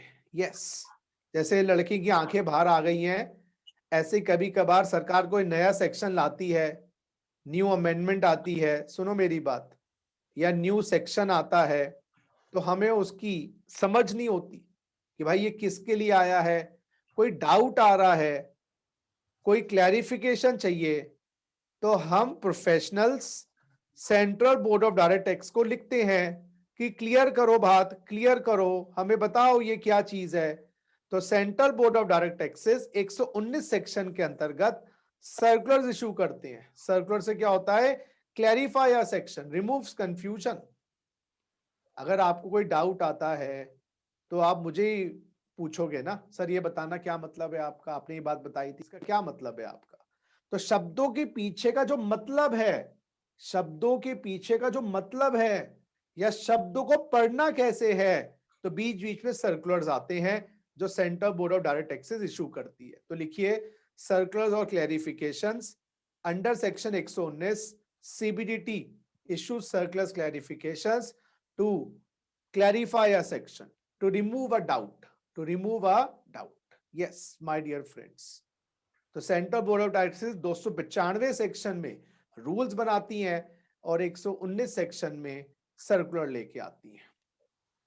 लिखिए जरा चौथी बात, माय डियर फ्रेंड्स, चौथी बात, last topic, judicial decisions. Yes, act को पढ़ने के लिए या किसी भी, हम तो इनकम टैक्स एक्ट की बात कर रहे हैं, court cases, court judgments, court की जजमेंट्स भी पढ़नी पड़ेंगी।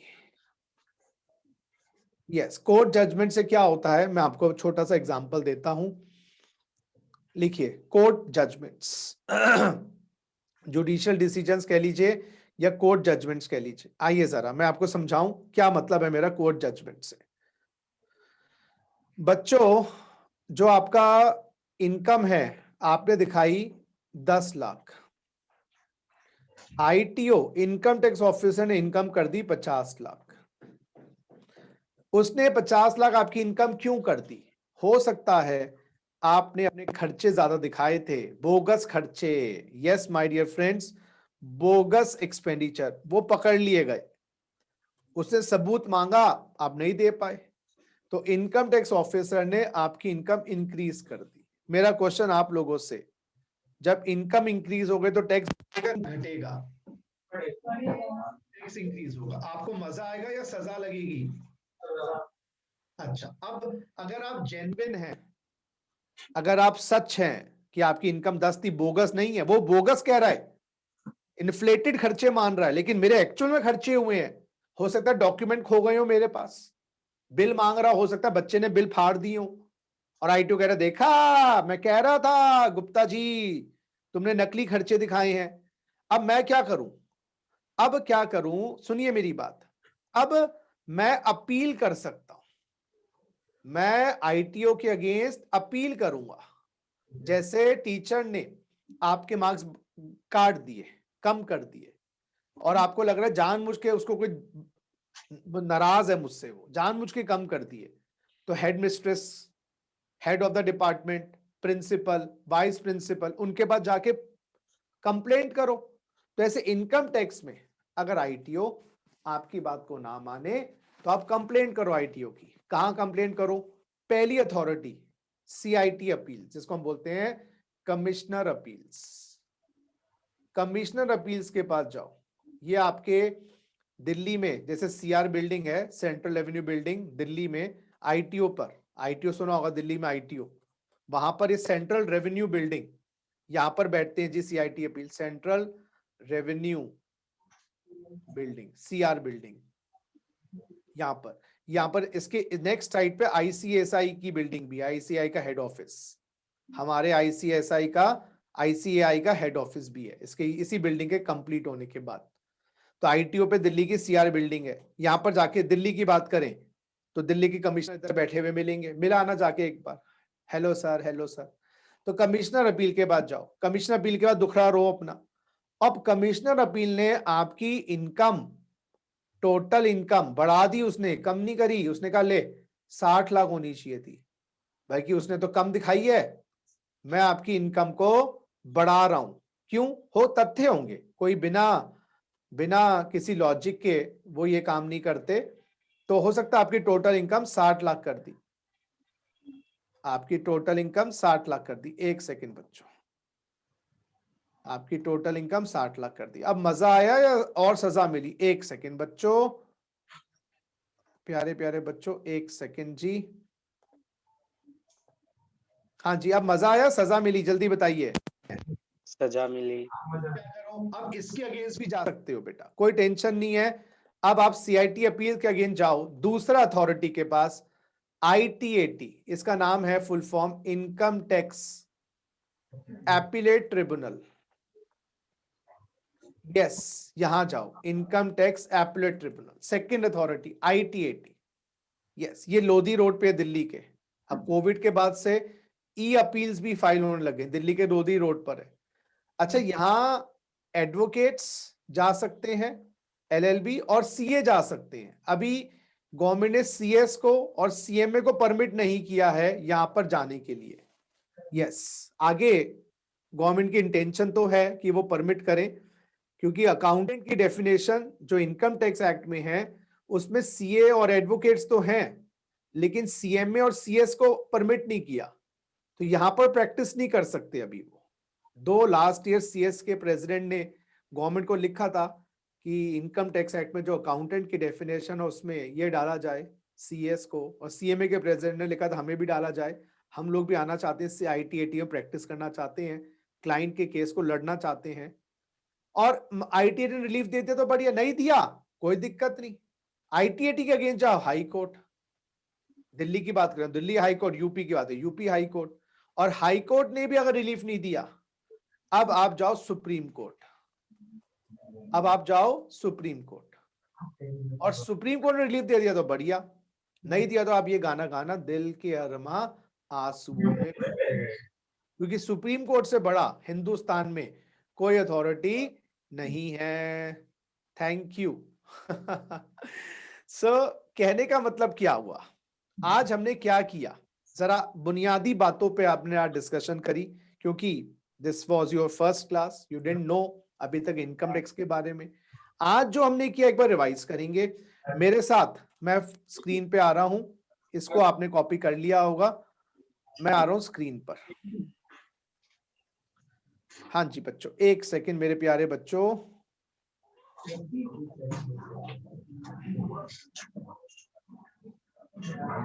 हाँ जी बच्चों, मैं आ गया जी आपके सामने। अच्छा, आज हमने किया जी टैक्स के बारे में कुछ बुनियादी बातें। पहली बात, टैक्स, आप मेरे साथ बोलिएगा सब लोग, टैक्स कंपलसरी है ऑप्शनल है? गवर्नमेंट या non government? Government. Monetary, non monetary? Monetary. Central या स्टेट? डिपेंड्स कि भाई अगर जीएसटी तो दोनों लगाएंगे, कस्टम सेंटर लगाएगी, नॉन एग्रीकल्चर पे सेंटर, एग्रीकल्चर पे स्टेट। दूसरी बात, टैक्स को लगाने के 3 रीजन, 4 रीजन।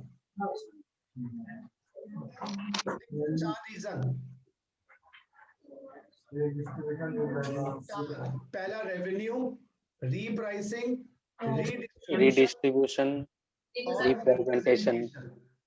टैक्सेस दो होते हैं, डायरेक्ट डायरेक्ट, यस और नो। Yes. अच्छा, डायरेक्ट टैक्स में जिसकी करनी उसकी उसकी बढ़नी, बढ़नी, और इनडायरेक्ट टैक्स में जिसकी करनी उसकी नहीं बढ़नी। तू प्यार है किसी और का, तुझे चाहता कोई और है। अच्छा, GST direct indirect, Direct, custom duty direct indirect, indirect, income tax. direct, अच्छा, इनकम टैक्स रेवेन्यू पे लगता है, प्रॉफिट पे लगता है? जीएसटी रेवेन्यू पे, प्रॉफिट पे? रेवेन्यू पर, रेवेन्यू पर। लॉस आए प्रॉफिट आए, लगेगा लगेगा। अच्छा, इनकम टैक्स को पढ़ने के लिए चार चीजें चाहिए: act, rules, circulars, judicial decisions. Income tax act का हैप्पी बर्थडे टू यू कब आता है? 1 April 1962. Applicable in Kashmir, applicable in India? Whole of India. Whole of India. बहुत बढ़िया। इनकम टैक्स में चेंजेस लाने के लिए दो मेथड, तीन मेथड, एक method? Financial bill amendment with ordinance. बहुत बढ़िया। फाइनेंशियल बिल या फाइनेंस बिल बजट में आता है या बजट से बाहर आता है? और अमेंडमेंट बिल बजट के बाहर। और ऑर्डिनेंस बिल वो तो वैसे ही चट मंगनी पट बिया, सुबह देखा शाम को शादी, काम खत्म। बाद में माँ बाप से पूछेंगे, अभी तो लेके भाग जाओ। अच्छा, उसके बाद सर्कुलर्स कौन लेके आता है? CBDT. कौन सा सेक्शन? 119. यस।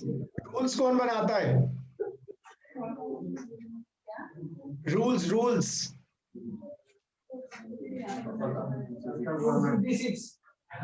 295 में सीबीडीटी रूल्स बनाती है। प्राइमरी एक्ट है, रूल है? प्राइमरी बड़ा कौन है, एक्ट है या रूल्स? बड़ा एक्ट है। और अगर आईटीओ तुम्हारी मनमानी करने लग जाए, इनकम बढ़ा दे, तो कहाँ अपना दुखड़ा लेके जाओगे पहली बार? Commissioner appeal. उसने भी बात नहीं मानी तो ITAT, वहां से भी बात ना, दाल ना गले तो हाई कोर्ट, हाई कोर्ट से बात ना चले तो सुप्रीम कोर्ट, सुप्रीम कोर्ट, और सुप्रीम कोर्ट से बात ना बने तो दिल के अरमान सुओं में बह गए। हाँ, अब यहाँ से निकल जाओ जल्दी से बस। चलो, कुछ पूछना है पूछिए। वॉल्यूम की प्रॉब्लम ठीक हो गई क्या? यस सर, ठीक है। चलो, अच्छा, आप अपनी क्वेरीज मुझसे पूछिए, पूछना हो तो।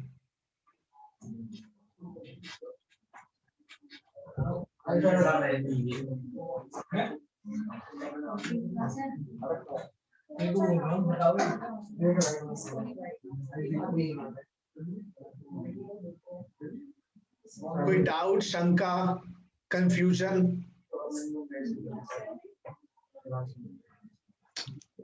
बच्चों,